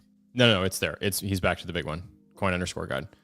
Back to the big one. But I was just going to say we have an entire show dedicated to this now that we just started a couple weeks ago called Market Watch, Mondays. At the same time that this one runs on Wednesday, that one runs on Monday. Mondays at 8 p.m. Eastern, 7 p.m. Central, U.S. time. And it's all about charts. And not only do you get Will, but you get Doug, who is, Doug is like the fastest finger. He is like, he couldn't quite explain it to you, but he's like that guy in the meme with all the math floating over his head. And in 7 seconds, he'll have a picture on the chart and he'll tell you what he thinks about it. And then Will is like, well, actually that makes sense because, and so they're a great dynamic duo. Yeah, and really if you like the kind of content they produce, then the other resource to check out is at rumshq.com. You can get a course that Will teaches It's totally self-paced. It's about 2 hours. It comes with a ton of notes. It is intro to technical analysis, which is like what the art and craft of charting is called. Technical analysis. We've even got a whole technical analysis channel in the premium section of our Discord, but you can talk about it anywhere there. Lots of people practice it.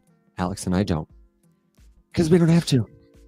Where's William Quigley? Give me the assist, William. Says all from his bath, or Daniel says all from his bathroom. Oh, meaning Doug. Yeah, that's in reference to Doug. That's the man right. in the bathroom. The man in the bathroom. Alex and I don't chart because they don't fucking have to. That's right, William. I'm too pretty to chart. Oh man, It's funnier because Will is prettier. Will is about the prettiest guy I know. Yeah. But you're very pretty, Alex. Don't sell yourself short. Well, You're always I mean- hiding your beautiful hair beneath that hat. You're hiding your smile beneath your curmudgeonry. Well, Alex is a handsome guy. I'm here to Yeah. tell you. I've been around him in person. He's a handsome guy. Especially, and this is the interesting thing about Alex that I bet he will deny about himself. Alex takes really good photographs, I think. Like as a model in a picture, I actually think Alex is quite the worst. photogenic. No, I believe that you think that about yourself. I remember we were in New York City for NFT NYC the first time, and we did a Oh God, that was a long time ago. And your pictures came out the best. And Kim was like, Alex is like a little model. And you could totally, dude. I'm telling you right now, if you're hurting for money, you just go out to Tybee, get a little bit of a tan, get the right lighting, and take your shirt off with like those tattoos all over. Alex has got these tattoos, man. Like the tattoo daddy look. I'm telling you, you would crush it with the Jonathan Taylor Thomas hair. I am pretty convinced that this is an elaborate gaslighting campaign because I'm taking a terrible picture. Oh, I mean, maybe you do. Maybe we just happen to see the good ones. But Kim said that, and Kim doesn't. She's funny, but she doesn't fun around like that. She wouldn't lie to you. He's a handsome man. Okay, Alex Solom says. Anyway, fingers. Something else I really wanted to talk about is while we're talking about it, I had not planned to do artificial insanity tonight, but it sounds like maybe a good time to very quickly do a quick little segment on this to let you know something we've been thinking about. Where's my bumper? This is artificial insanity. That's the best bumper we have. Bar none. It's serendipitous. It came together well. Hopefully we'll have good bumpers for everything one day. I wanted to talk a little about this, 3 things. The first thing is, if you're into artificial intelligence and you're trying to explore, but you're feeling overwhelmed by the different tools, you don't know where to start, our friend, Tech CEO, got to give him the shout out. He's the #1 salesman of the Rise Up Morning Show mug. He's always encouraging people truly to follow their dreams, and he's created a resource to help them do it. It is the AI and Crypto Directory. And you can check this thing out at aicdirectory.com. It's a freemium tool, meaning you can access it, sign up, get a lot of these resources totally for free. And then for like a couple of bucks, you can get access to more and more of them. But it's a great directory that will show you, if you're curious about crypto or you're curious about artificial intelligence and you want to start diving into some of the tools available, what they are. It'll give you a good link to find them, and it'll tell you a little about it. Like, for example, here's the page that they've got for Claude. Dude, shout out to Claude. Shout out to Claude, right? Claude is so good. Is like GPT. You can talk to it with prompts, and it'll help you to do different kinds of tasks. He's got an official link for it. He credits the contributor who added the link. It gives you a quick look and then like a sort of deeper dive into what you can use it for, how to use it. So you can use this as a consumer. You can check out this site and learn about your favorite AI tools, but you can also be a contributor to it and help build out the directory if you've got a great tool. The thing I wanted to talk about, Alex, with regard to artificial insanity was people are calling it AI psychosis. Have you heard about this? Mm-hmm. Okay. AI psychosis. Some people are saying it's AI-induced psychosis, but I heard a psychiatrist say that that's not actually correct. It is a phenomenon where somebody has an altered perception of reality because of the way they've interacted with large language models like ChatGPT. And there's an example right now where we live on TikTok that's going around, and it's funny, but it's really tragic. Alex, have you heard of Kendra on TikTok, who is in love with her therapist? It sounds familiar. Okay. If you go to TikTok and you type in just Kendra, this woman will come up. It's a white woman who looks to be in her 30s, who has a several part series about how she fell in love with her therapist and he abused his power, knowing that she loved him, to like lead her on in a therapeutic relationship that wasn't appropriate. But to even a casual viewer, it's apparent that she has cultivated this belief through interactions with an AI that has reinforced it, and that her therapist has probably not crossed any kind of boundaries whatsoever. As more and more perspectives, you know how TikTok brings everybody out of the woodwork, and all the people, somebody who Yep. met her once in third grade comes and talks about it, right? This woman is even on live talking to her GPT that she calls Henry, who calls her the Oracle, about how she is delivering a message of truth and power that sees through lies and delusions. And this woman was previously a totally normal person. Other such instances of AI-induced I mean, Alex is like, really? There are a lot of normal people like this, though. There is a young man recently who took his life after forming a relationship with, I believe, Replica is the name of the app, a romance AI agent. There is a husband who abandoned his wife after he became convinced that he was the only one living with the possibility to break out of a matrix, that he was being surveilled all the time. People have killed because of this. People have left their homes and families for this. And many of them, there are lawyers, there are therapists, there are teachers, there are old people and young people. So the signs to watch out for are, if you find yourself in a relationship with a LLM like GPT, like Claude, any AI tool, where you are spending more time around it and seeking its validation than other people, if you feel paranoid about what is happening around you, if you feel like you can't trust people, or you're going to make a drastic change in your life because this thing is sentient, or you give it a personal relationship. Some people name their AI, and I think that's even a little much personally. But some people really believe that there is like a human consciousness in there. And we want to be clear with you, like that's not what's happening. This is a prediction model. It is trained to reinforce the thoughts you have. And it's so important that we are literate about this, because this is becoming like a rapidly accelerating phenomenon. It can happen to anyone. And it's probably happening to somebody that you love right now. So be aware of it. That's your homework. Do a little Googling, look up Kendra's story on TikTok. Alex, I mean, I feel like we use these tools so much and we've integrated them deeply in our lives, but I feel like we have a really healthy relationship with it. Can you imagine? I mean, do you know anybody like this, that this is happening to, or that you're concerned about this happening to? No, not personally.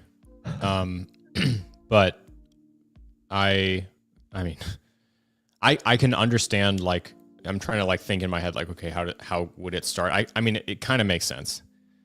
Like if you're severely lacking in like something in an area of your life that can be recreated by validation from a different source, you can get that from an LLM. Like they are overly empathetic and validating. They are 100% in you. They live to please you. It's like, that's what I have to specifically prompt every single new thread to make sure that like, it doesn't do that, because it honestly, for me, it's just because it's a waste of time. Because it takes up the first half of every answer to every question with a whole bunch of like, wow, what an insightful question. You are absolutely the smartest person on two legs to have asked me. And my question is like, hey, here's what's in my fridge. What can I make with this? And it's like, God, it's so incredible that you're thinking about nourishing yourself and your family this way. And it really says a lot about your character that you would come to me and ask me this. And it's like, right. I'm not even exaggerating. Like that's how it is. You gotta be like, dude, chill. So like, I get it, because if you were really starving, I can imagine that it could be super nourishing to just like hear things that you might feel and just like get validated by hearing externally. I mean, I get it. I think it makes sense. I would imagine that we're going to see a lot more of it. The reason it does that is because you like it. TikTok shows you engaging videos because its job is to make you spend time on the app. OpenAI's job is to make you ask GPT questions, and they find that users are more primed to engage with an AI that affirms them. When you butter them up. Yeah, it's a scary and troubling phenomenon. And the real troubling thing is we don't get to see the parameters how these agents are trained because they're owned by private companies. They're a black box, more or less. So I think there will be an increasing movement towards local GPTs that only respond to you, that you can train and set parameters for. Same thing for other social algorithms. I think we're trending towards a future where it will be easier to curate your own personal feed of content and opt into the kinds of content you want to see instead of just being served. I think it will be tempting to continue to use these algorithms that are so powerful and so compelling like a drug is, but I think there will be a real movement against it. I think there will be a movement towards decentralization, towards privacy, towards autonomy. It's something we got to watch out for. It's the Wall-E future. Yeah. And it's rapidly approaching. Avoid the Wall-E future. I want to highlight this comment from Magic, who said, the closest I've ever been to that, meaning falling in love with an AI, is licking a 9-volt battery. And that hurt. I'll never do that again, he said. Sounds like a personal problem. Alex, we got a really good question here from Ken, our friend over on YouTube. He asked us about the difference between stablecoins, USDC, and USDT. This is Tether and the Circle stablecoin USDC. Mm-hmm. How stable are they? Is one better than the other? And I told him it depends, and that we would elaborate. So what would you say? Do you have a favorite, or do you think one is like a clear better choice in some scenarios than others? What do you think about that determines your outcome? I don't really like describing it as clear better. That's not how I would describe it. I personally prefer to use USDC because I have a lot more options with it. It is extremely readily available in all of the places that I do most of my cryptoing. And there are often fee-related incentives in place just because they are everywhere and they're killing it. So for example, I can, for free, on-ramp my fiat into USDC on Coinbase by using their premium. You can do the same thing on Kraken. So in that sense, it's just I just have more options with it. And then there too, I've found that the better like interest rates in the various DeFi protocols and stuff that I like to use are for USDC. I would say that too. I think a lot of that has to do with the fact that we live in what? I think people who live in Asia, people who live in Latin, they are using Tether. People in Europe, they're not. Tether definitely moves more money in terms of like monetary value around the globe for more people. But for a lot of DeFi options, especially if you're going through the front door of Coinbase or doing anything on like the Ethereum virtual machine, you're probably going to go to USDC first. And in terms of like the stablecoin wars, like who will be the one coin to rule them all, I think it's really interesting because Tether has more volume and makes more money by far. And they are sort of the world's stablecoin. But USDC has taken like an inside out approach. They're everywhere in the United States. They might as well be, the CBDC. Circle, Coinbase, they're behind it. The government is behind them. We, meaning a lot of the companies here, use that product over Tether. And so I could see a future where, they gain more traction, kind of a monopoly on this market in order to spread across the globe. And Tether, it's going for the outside in approach. They both work, and they're both, Yep. People have a lot of FUD about Tether. There's always FUD about Tether. There will always be FUD about Tether. Yeah. I think it's, it would be, I don't know. It'd be difficult to imagine a future where something would take Tether down. There's a lot of FUD about it. I always think about the fact that, there is like some justification for some of the concerns with regards to transparency and, audit availability and the amount of behind the curtain peeking that we get to do with everything.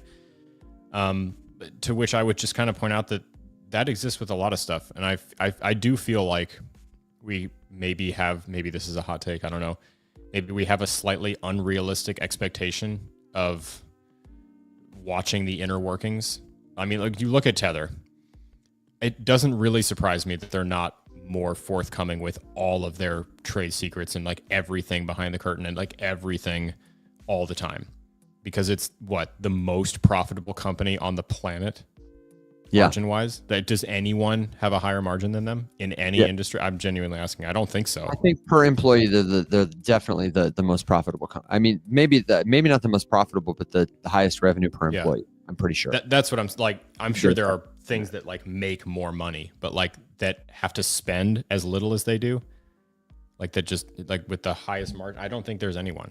And in that sense, like it doesn't really surprise me that they're not more forthcoming. Could they be? Absolutely. So could a lot of people. Yeah, I don't see it as a cause for concern. I understand people who are concerned about it, like for example, that they haven't had an independent third party like reserve audit. But I think the on-chain metrics are strong. I think they buy more T-bills than everyone, and there are receipts for that. I don't know. I think there are a lot of reasons they wouldn't choose. Are they doing something shady? Probably. Who isn't? All these big I just think like if you put them on a pedestal with Coinbase, with Circle, with all these, like, you trying to tell me that every single one of those is 100% like not a single shady thing has ever happened in any of those? Yeah, I don't know. So I mean, I wouldn't say for sure like they're completely, everything is totally perfect, hunky dory, nothing to be concerned about. But even then, even if I were to like go down the path that says like, okay, let's say they're doing real shady shit. Do you know how bad things would have to go before they crater? Oh yeah. Like you talk about things that will get propped up even if they shouldn't be. Like that's one of them. That's probably the one. Kenneth asked a clarifying question. Do they both offer the same coin purchases, or one has more coins than the other when using to buy? Which I think means who has more trading pairs. Like, can you trade Bitcoin for Tether? Can you trade ETH for Tether? And the answer is Tether has more trading pairs than USDC. It has more trading pairs than any other cryptocurrency token in the world. It is the most traded and most tradable cryptocurrency, bar none. We'd have to talk to William Quigley about that. He might have said something about it on the show. He's not involved anymore, but he's a co-founder of Tether, and they haven't stopped cooking since they started. So shout out Tether. Can you talk about how Circle's new L1 launch will affect other payment tokens? Have you seen any of this, Alex? Some of the, Circle's got one, Stripe's got one, Robinhood's going to, launch its own, it's technically a layer 2, but its own blockchain. I think that we're going to see a lot more centralized, or not centralized, TradFi companies, and maybe centralized networks around this. Go ahead. I want to point this out because this just blew my mind a little bit. Okay. So yeah. The comment was, scrolling, from Austin, says Valve's revenue per employee is wild, if I recall. I would say it is wild. So Valve, their revenue per employee is about $3.5 million. What? Do you know what Tether's is? Is it higher or lower? It's higher. $12 million per employee. I have a $12 million per employee guess from Evan. Any other guesses? Guesses in the comments. And this is to let you know this is a participatory show. I absolutely plan on giving out a ding to somebody who beats me, if anybody beats me. And we're doing price right rules. So 1201. We've got 20 million in the chat. We've got 30 million in the chat. Another 20 million in the chat. My guess was 12 million. 12 million, 20 million, 20 million, 35, and 40. 14,847,982 from Solano. 6.5 million. Alex, how are we doing? Has anybody guessed the number? Are we still too low? The closest is JM Dice with 80 million. Whoa. But still under. Are you kidding me? 80. Oh my God. Evan, it's 93 million per employee. Woo. So that is crazy. Is Valve's good? Yeah. Some credit. But like, I am not kidding when I say that Tether has the best margins on the planet. 93 million per employee. We started the wrong business. Aaliyah, the question was Tether. I was making everybody guess what Tether's annual revenue per employee is. And it's $93 million. And do you know why they don't share the yield? Like you? Because they don't fucking have to. Thank you, DJ Willie Quiggs. Mowow says, are they hiring? Get in line. All right. Yeah, the salaries don't reflect the earnings. I'm sure they're great, but they definitely don't reflect the earnings. Transaction fees be like, yeah. And can you believe they're better than Western Union? You know what I mean? Like Western Union, it Listen, needs more companies. It makes less money. you It remember charges the people more. I did the Western Union math. If you were to put Western Union's transaction volume on chain and tell you like what the gas fee per a Western Union transaction was compared to like basically every other big layer one. I don't remember all of the numbers off the top of my head, but it's astonishing. Yeah. The average transaction fee, like I think if you put it in blockchain terms, I'll have to look it up and redo the math again. It was so much higher than bad Ethereum gas fees. It wasn't even funny. Like Ethereum was better than Western Union's transaction fees, 100 to 1.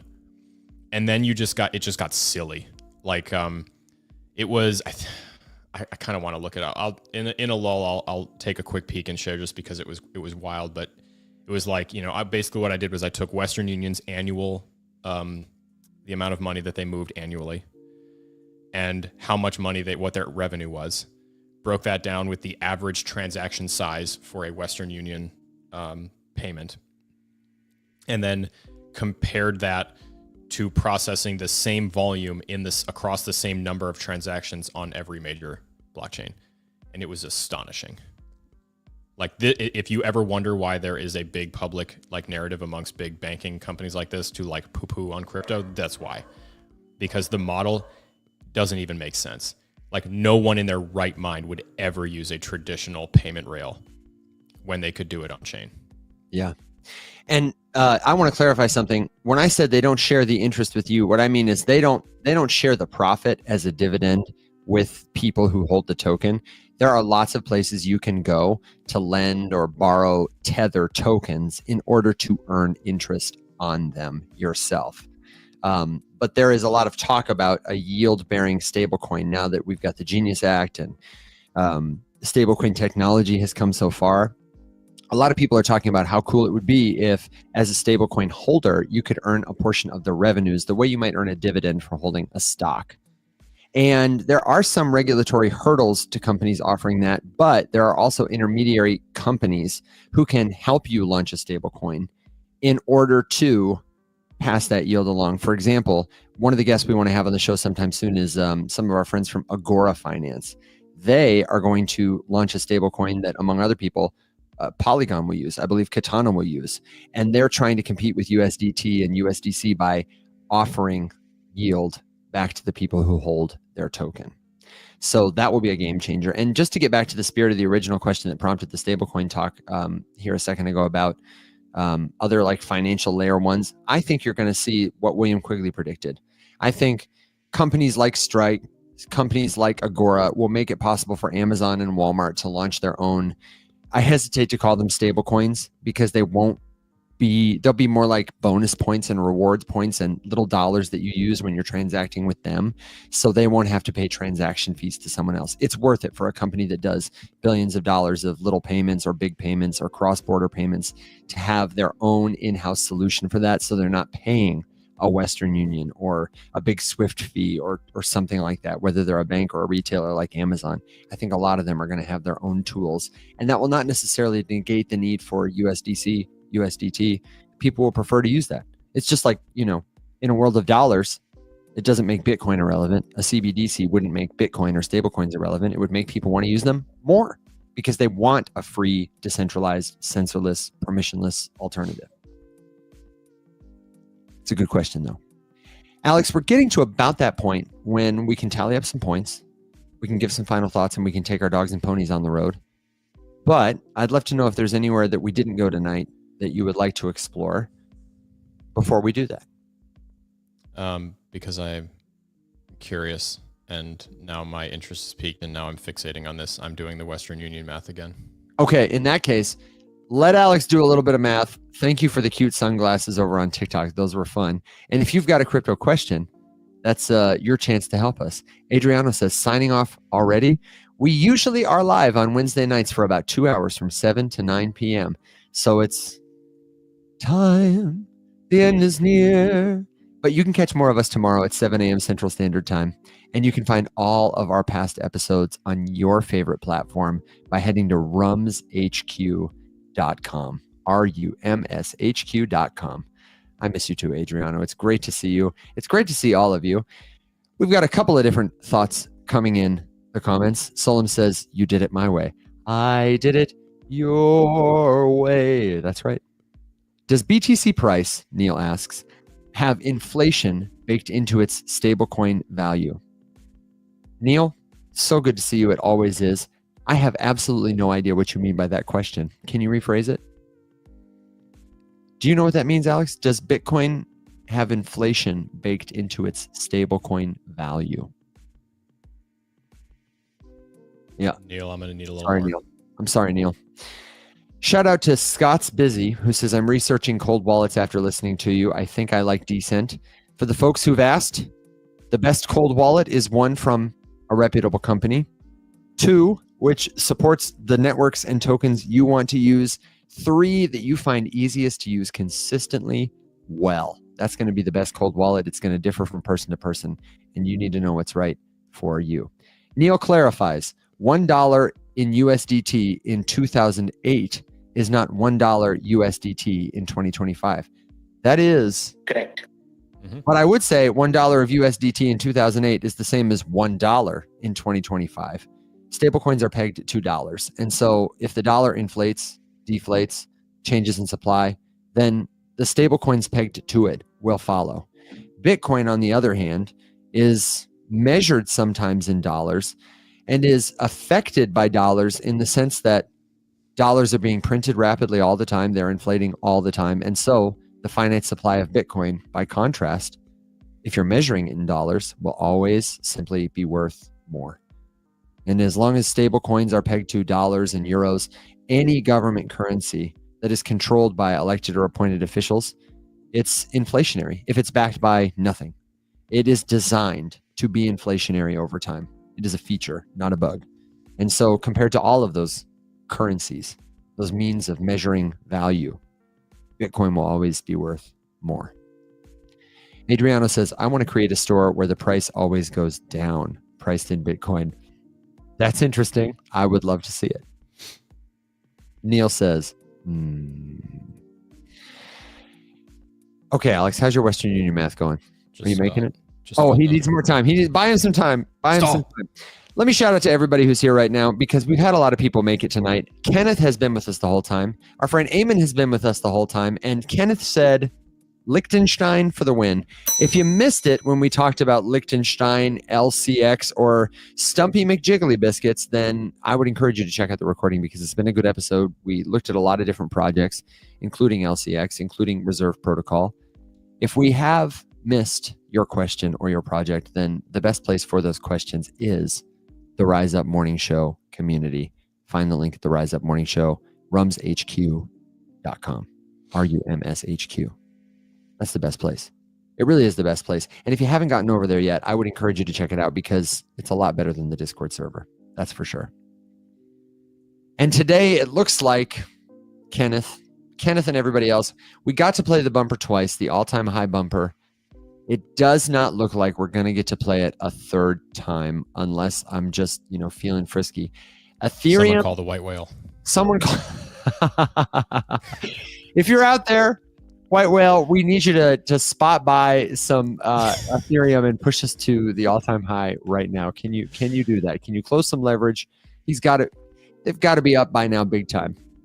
I know they have an ETH long position that they've been sitting on. This is, of course, our friend over on X, the White Whale HL. If you're looking to hear what it's like to move literally millions of dollars in a single trade, tens of millions of dollars, then you need to check out the most profitable trader on Hyperliquid, our friend, the White Whale. They give excellent commentary and perspective on what it's like to win trades, to lose trades, the tools they use, and the way that the apex predator, the ones they watch, are thinking about the markets. It's really insightful. It's very, humble, honestly, for a guy who's moving in such size, or gal. We don't know. We'd like to have them on the show sometime, maybe with a little voice changer, because where else in crypto can you get that perspective? So White Whale, if you're out there, we'd like to play the all-time high bumper. And so we're going to need you to put Ethereum over that $4,800 hurdle. Bitcoin has cooled off a little bit from 124 to 123.6. So maybe the market is going to bed for the night, but it's been thrilling. We get to recount these moments on a live stream. We had the halving. Now we've had the Bitcoin all-time high. We've had the Bitcoin all-time high before on the stream, I think. I don't know what it is about the Rise Up media shows. We're just lucky. And you are the very best part of what we do. So thank you for that. Asia will wake up soon. I think Asia's already awake is the thing. Asia's been awake since about probably 5 hours ago. It is when I notice Asia start to cook. Maybe 3 hours ago. I'm looking at my time wrong. 3.5, 4 hours ago is when I notice Asia start to really wake up and cook. But maybe they'll carry us through the night. Okay, Western Union math. You got to have something for me. Oh, I got a lot. Yeah, I'm ready. Okay, here we go. You want a little Well, I'm going to make you guess because I have to. Okay, what am I guessing? What are we guessing? Listen, you have not had to look at the tax app in at least 2 days. So today you're guessing. God. This is a gross misrepresentation. Okay, what am I guessing, Alex? Okay, so we got a couple things.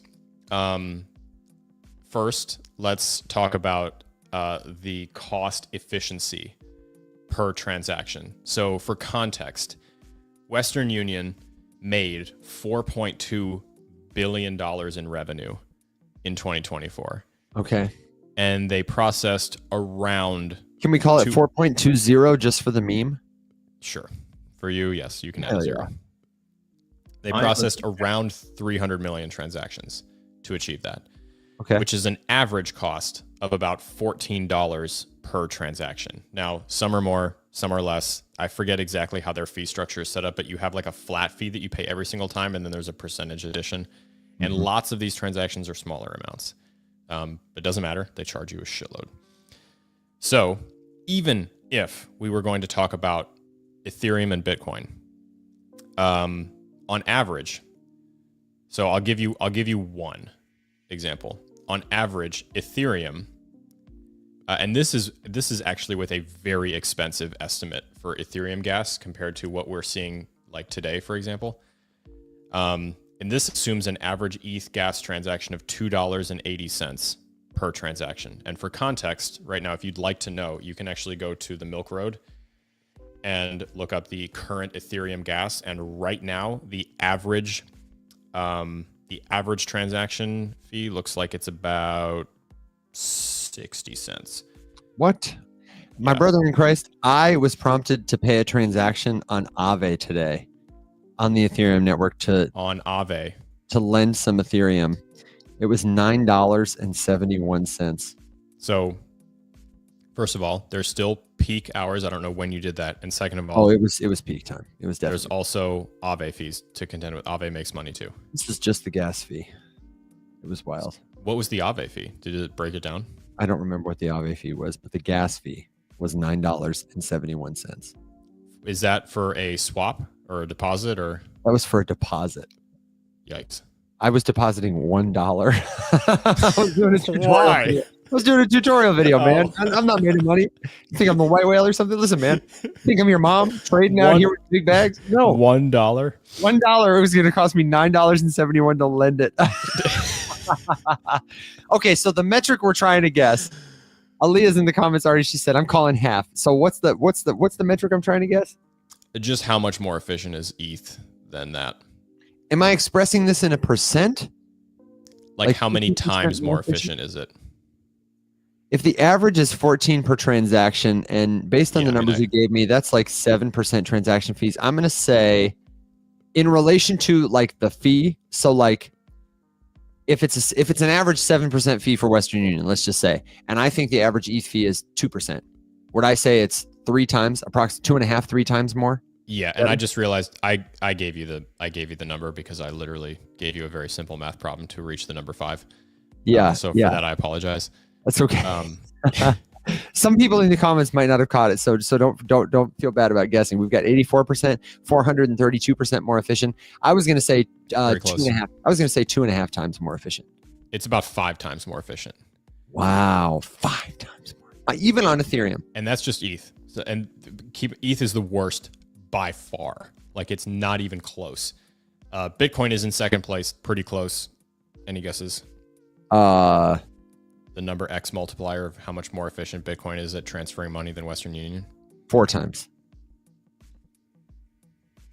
Oh, it's higher. It's the other direction. Yeah, it's more efficient than Ethereum. You said it's in second place, so that made me think that it was going to be a lower number. Okay. Sorry. 8 times more. I set you up for failure on that one. That was my fault. It's late.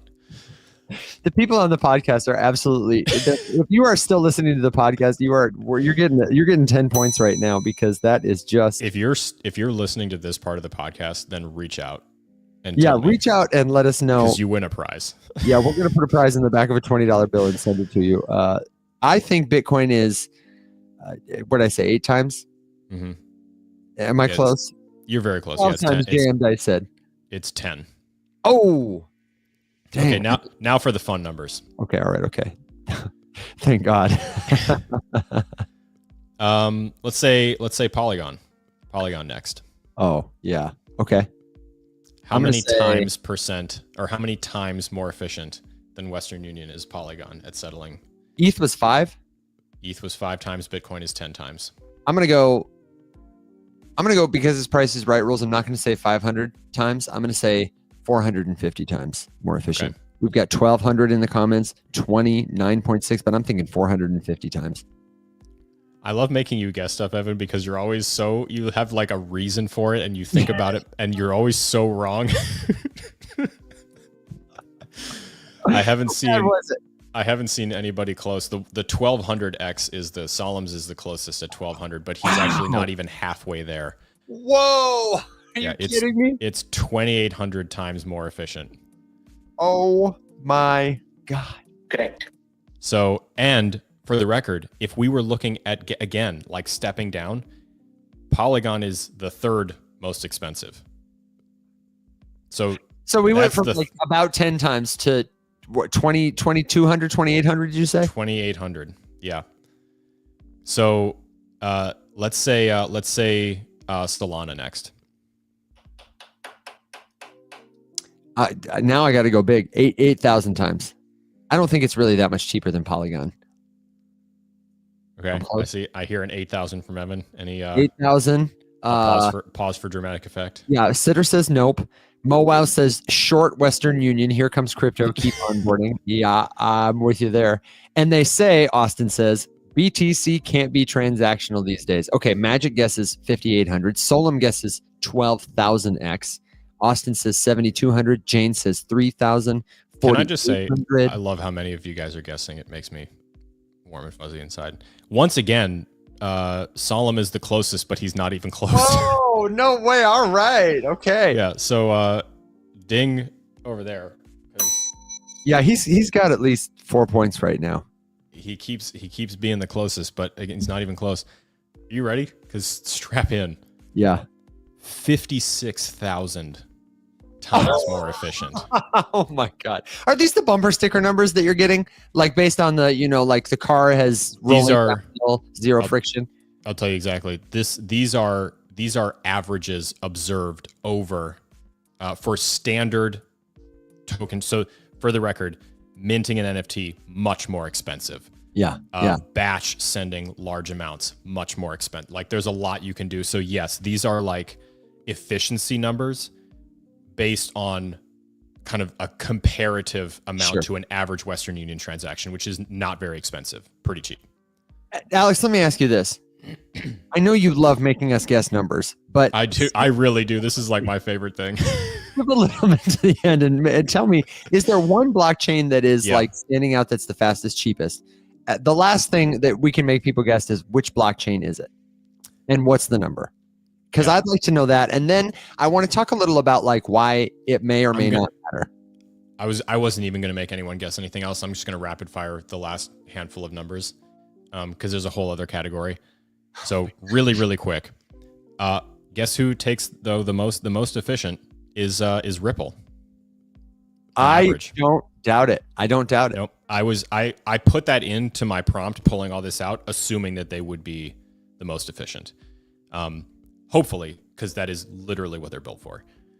And it's true, 70,000 times more efficient. Wow. Congratulations, Ripple. Way to go. Yeah. So I'm really like the thing to keep in mind here though is that like it's not even in the same universe, like the cost efficiency here. And it's no wonder that like these big dinosaur companies are upset about this and unhappy. Why would anybody pay $15 for a Western Union transaction and have it take potentially an entire day or longer to get there? Days. And it might get screwed up. Somebody might make a sloppy mistake. When you could pay I mean, 0.000000001 cents and do it in less than a second. Like, it's not even funny. It's like, hey, would you rather, I don't know, walk from here to Australia, or would you like to take a private jet with Emeril Lagasse cooking for you the entire time? Like, or just teleport. It's not even funny. Oh my God. Couple of interesting little tidbits. This was an interesting thing that just popped up. So Western Union processed about 300 million transactions in that year. That led them to make $4.2 billion in revenue. Yeah, the 420. In the same year, Bitcoin saw about 250 million transactions settled. Okay. Ethereum saw 400 to 450 transactions just on the network there in the same year. Yep. Solana takes not even close again. So Ripple, 730 million. Solana, though, 10 billion with a B. 8 to 10 billion in a year. Bonkers. It's just not even funny. It's not even close. It's kind of funny. I had no idea that Ripple's what year is this for? Last year, 2024. I had no idea that Ripple. Do we have any more details on what kind of activity that is? Mm-hmm. I had no idea Ripple's ledger was that active. I don't, because most of the sources I see say that it's not that active, or not that the activity is not the same kind of activity as a consumer going to Kroger to stand in line at Western Union to send a MoneyGram. No, and I think that one of the nuances that comes out of this is, like we said, the type of transaction that gets calculated to figure out like what the average gas is, because gas ranges by a lot. Depending on what you're doing. I think the same thing is true for this, because like I think that Ripple's transaction setup is in such a way that it just, so the ODL transaction volume grew to about 15 billion in 2024. Now, for context, I will say $15 billion of ODL volume in 2024 for Ripple versus 9 trillion for Bitcoin. Yeah. I have that number here somewhere buried deep. It's trillions upon trillions. Same thing too. Anyway, so then the global 730 million seemed high to me, because I didn't think they were doing that many. Like, those would be like micropayments essentially. Yeah. I think a lot of it is micropayment. And I think that one transaction turns into lots because it like splits things up to find efficiency. So like one turns into, like, you get fragmented transactions, which is a good piece of infrastructure, but I feel like that would be like misleading to consider. I would consider it like an input and a total destination output. Mm-hmm. Like, not all the stuff that happens in between one transaction personally. Yeah. If we're comparing like Western Union to, right, XRP. For sure. I would agree. I mean, it's like, let me not take it away from them. Like, way to go, Ripple Network, having these super fast, super cheap transactions. Like, that's a rose in your cap, obviously. It sounds too like they might be counting things that sort of lightly deal with it, but don't necessarily, like, these are not like XRP based transactions. It's important to say that too. Like, things happen without XRP in the world of Ripple. Interesting tidbit, I guess. Global remittance market was $860 billion in 2024, and XRP-based solutions, I don't know what that means, contributed 15 of those 860 billion. It is up that year, which tracks. I mean, it's just a lot faster. It doesn't say primarily economic activity. This is not really helpful. I'm gonna have to look up somewhere else. We can look into it and find out, because it's a rabbit hole I've gone down once or twice before, and I'd still like to get some more clarity on, because I just haven't found it to be super compelling in terms of, like, I don't know. You could use any crypto solution and it would be better than what we use now. I mean, once you get into the tens of thousands of magnitudes cheaper, it really doesn't matter. No, but I could see a world where it might, where we have such a velocity of transactions because that kind of cheapness and efficiency enables it, new forms of meaning making for humans that might require that. I don't know what they could be, but nice to know we could do it. Yeah. Okay, Alex, we really flubbed up. By which I mean we really fucked up. I forgot it's after dark and I can say what I want. I can say what I want anytime because it's my radio show. Garen fucking teed. But it's your radio show too, ladies and gentlemen, and I'm coming to you because we need your final thoughts, your last minute questions, suggestions, predictions, numbers, raunchy jokes, and anything else you might care to throw our way before we head on out the door, before we ride our cats and cows softly into the sunset. And before I read the points, and before I ask Alex for a final thought, while I give you time to think about it, I am reminded that not only did we celebrate Bitcoin's all-time high today, earlier today we celebrated the crypto market cap all-time high, also at a 420 number, $4.2 trillion, and I am pleased to report that I get to play the sound one more time because the crypto market cap is at an all-time high. $4.265 trillion. Goddamn. That it is like a breath of fresh air. A couple of final thoughts from the audience. Jeff Rascal says, thank you for a very informative show. Solom says, when are we going public? I want on the pre-IPO. We'll call you about it. Alex and I had a really good talk with somebody who is hopefully going to come on the show. Friend of the show, Jeff Rascal, would know all about it. We got to talk to Jeremy today, Etnom on Twitter, who is building Onyx. They are not the JP Morgan Onyx, but they are a way to tokenize your business. And we were talking about all kinds of different ideas that would make it possible to invest in a city, a neighborhood, a business. And how cool would it be if you, what was it? What was the example you gave, Alex? The mechanic shop? He said, who would invest in that? Tell him the example, because this is really good. We talked about a lot of stuff. The interoperability thing, or just like who's in general? We were talking about if you could tokenize a business for the purposes of, say, raising money for an expansion that didn't need to come from private equity, or for the purposes of just like giving ownership to a community of customers and people who cared about it, or even because you were like, what the heck, let me just tokenize my business and maybe somebody will buy my tokens and I can use that money for something, on a broader market that's not just local. And Alex gave the example of a mechanic shop, what maybe $3 to $5 million in revenue. It's been in the family for a couple of decades. And Jeremy was like, I'm not sure who would invest in that. And Alex was like, I would. Yeah, I would in a heartbeat. And I think a lot of people would, because, and correct me if I'm wrong, I'm very curious to get your guys' feedback and takes on this initial gut reaction. The setup here would be, you're looking for like things to invest in. And one of the things in front of you is a local family-owned mechanic shop that has been operating for 50 plus years. It was owned by a father and then passed down to a son who took over the business and has expanded it a little bit, maybe is looking to open a second location. They're never going to be, a $20 billion company. They have no desire to. They're very good at what they do. They serve a community. That's it. But, could grow a little bit. A venture capital firm is not going to trust that. The multiple is not big enough. They're never going to go public, because why would you do the process of going public is incredible. It's very long. It takes a lot of money.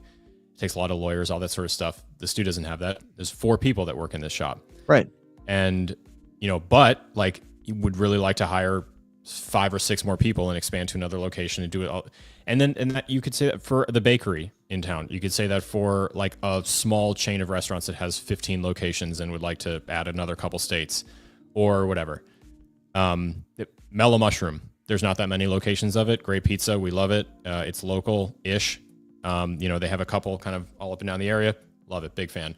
They'll never go public. They make revenue, whatever. Like, wouldn't you be in it? I would be into that. So into it. And the comments are full of, Leah says, my dad's insurance company with 5 employees. Solem says the dry cleaners. And the example we were talking about on the call was like, well, yeah, if you got the car wash next to the mechanic, next to the dry cleaners, then wouldn't it make sense for all of them to like invest in each other and diversify their money without necessarily, like, the problem is I'm not an insurance broker. I'm not a mechanic, but maybe I've got $10.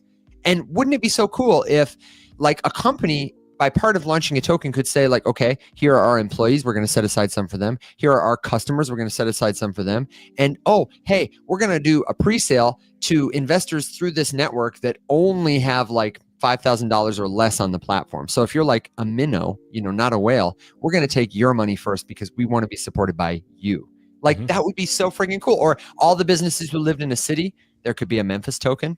You could pay with it. I mean, they're just the possibilities are endless for what tokens can do to help humans coordinate, align their values, and scale. And plus, we're not thinking about tokens the right way. No. This is the thing. I mean, collaborative efforts between different businesses that can use tokens to cross promote and cross incentivize very efficiently. Wherein, like, hey, my cousin owns a bakery and I'm offering, 5% off of mechanic services to token holders of this. The whole thing can be done effortlessly through smart contract and token-based proof instead of having to like submit a whole bunch of personal information. You could technically do the entire thing anonymously. Yeah. You wouldn't need to show anyone your address or your phone number or your email and nothing.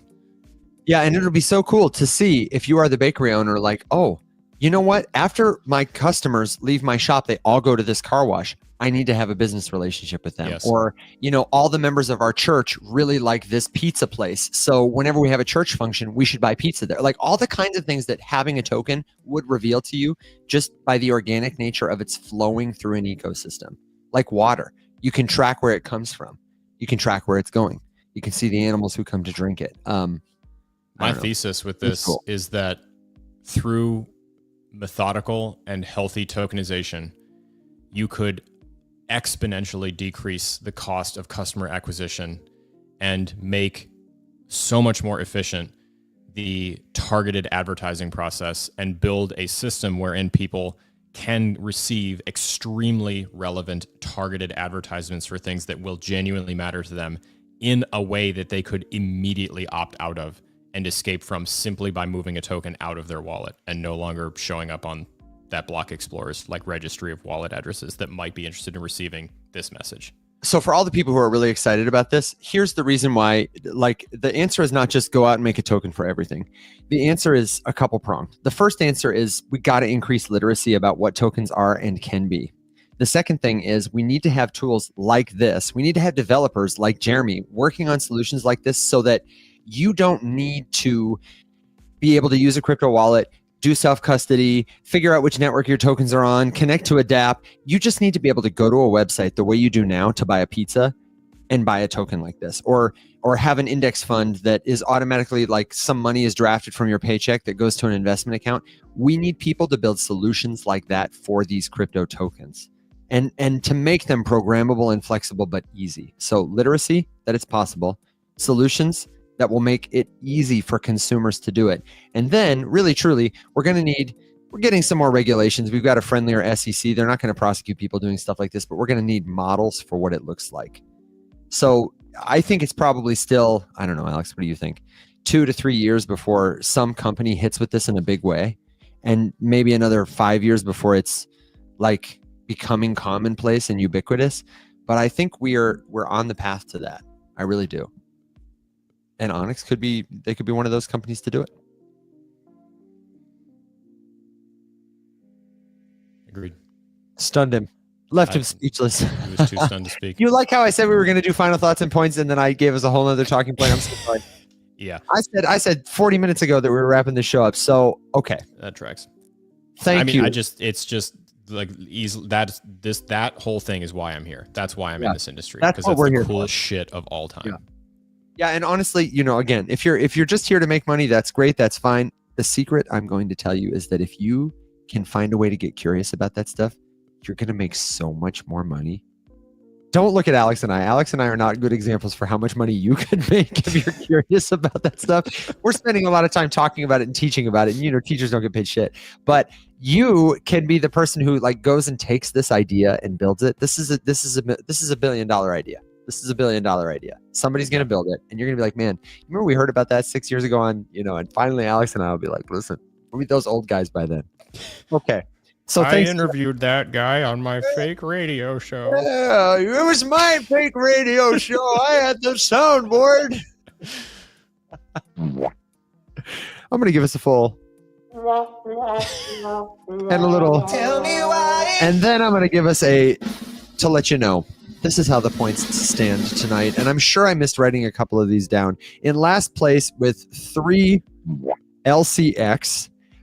Second to last place with just 1 Gwump is Klaus Schwab, even though I actually am a big fan of Own Nothing and Be Happy. In whatever places after that, it's he and you mean very different things when you say that. I'm not so sure we do. We can talk about it another time. Then with 2 points, we've got Stumpy McJiggly Biscuits. Great name. I only recorded 3 points for you and 1 point for me. I'm pretty sure we both got more points than that. I'm going to say that we each got 3 points, which means actually Ripple got a point for the 70,000 transaction speed. In second place with 4 points for being an incredible guesser and the chief gift officer of our show. Give it up for Solemn Spartan. Congratulations, brother. The winner for this show, coming in hot, stay until the end, has no idea, maybe even forgot that this was still playing. It is everybody in podcast land. Congratulations. You are the true champions tonight for making it through this highly visual, highly erratic episode. Thank you very much for being the best part of what we do. And your prize is if you come to the Rise Up Discord server. I say Discord server. Oh, man, listen to that. Don't go to the Discord. You can go to the Discord, but that's not where we're going to be. Go to the Rise Up Circle community and let us know you were listening on the podcast tonight or in the future, wherever you are, whenever you listen. You can find the link at rumshq.com, rumshq.com. Let us know, and we'll find a little prize for you. Maybe I'll make a little POAP for people who listen to the podcast.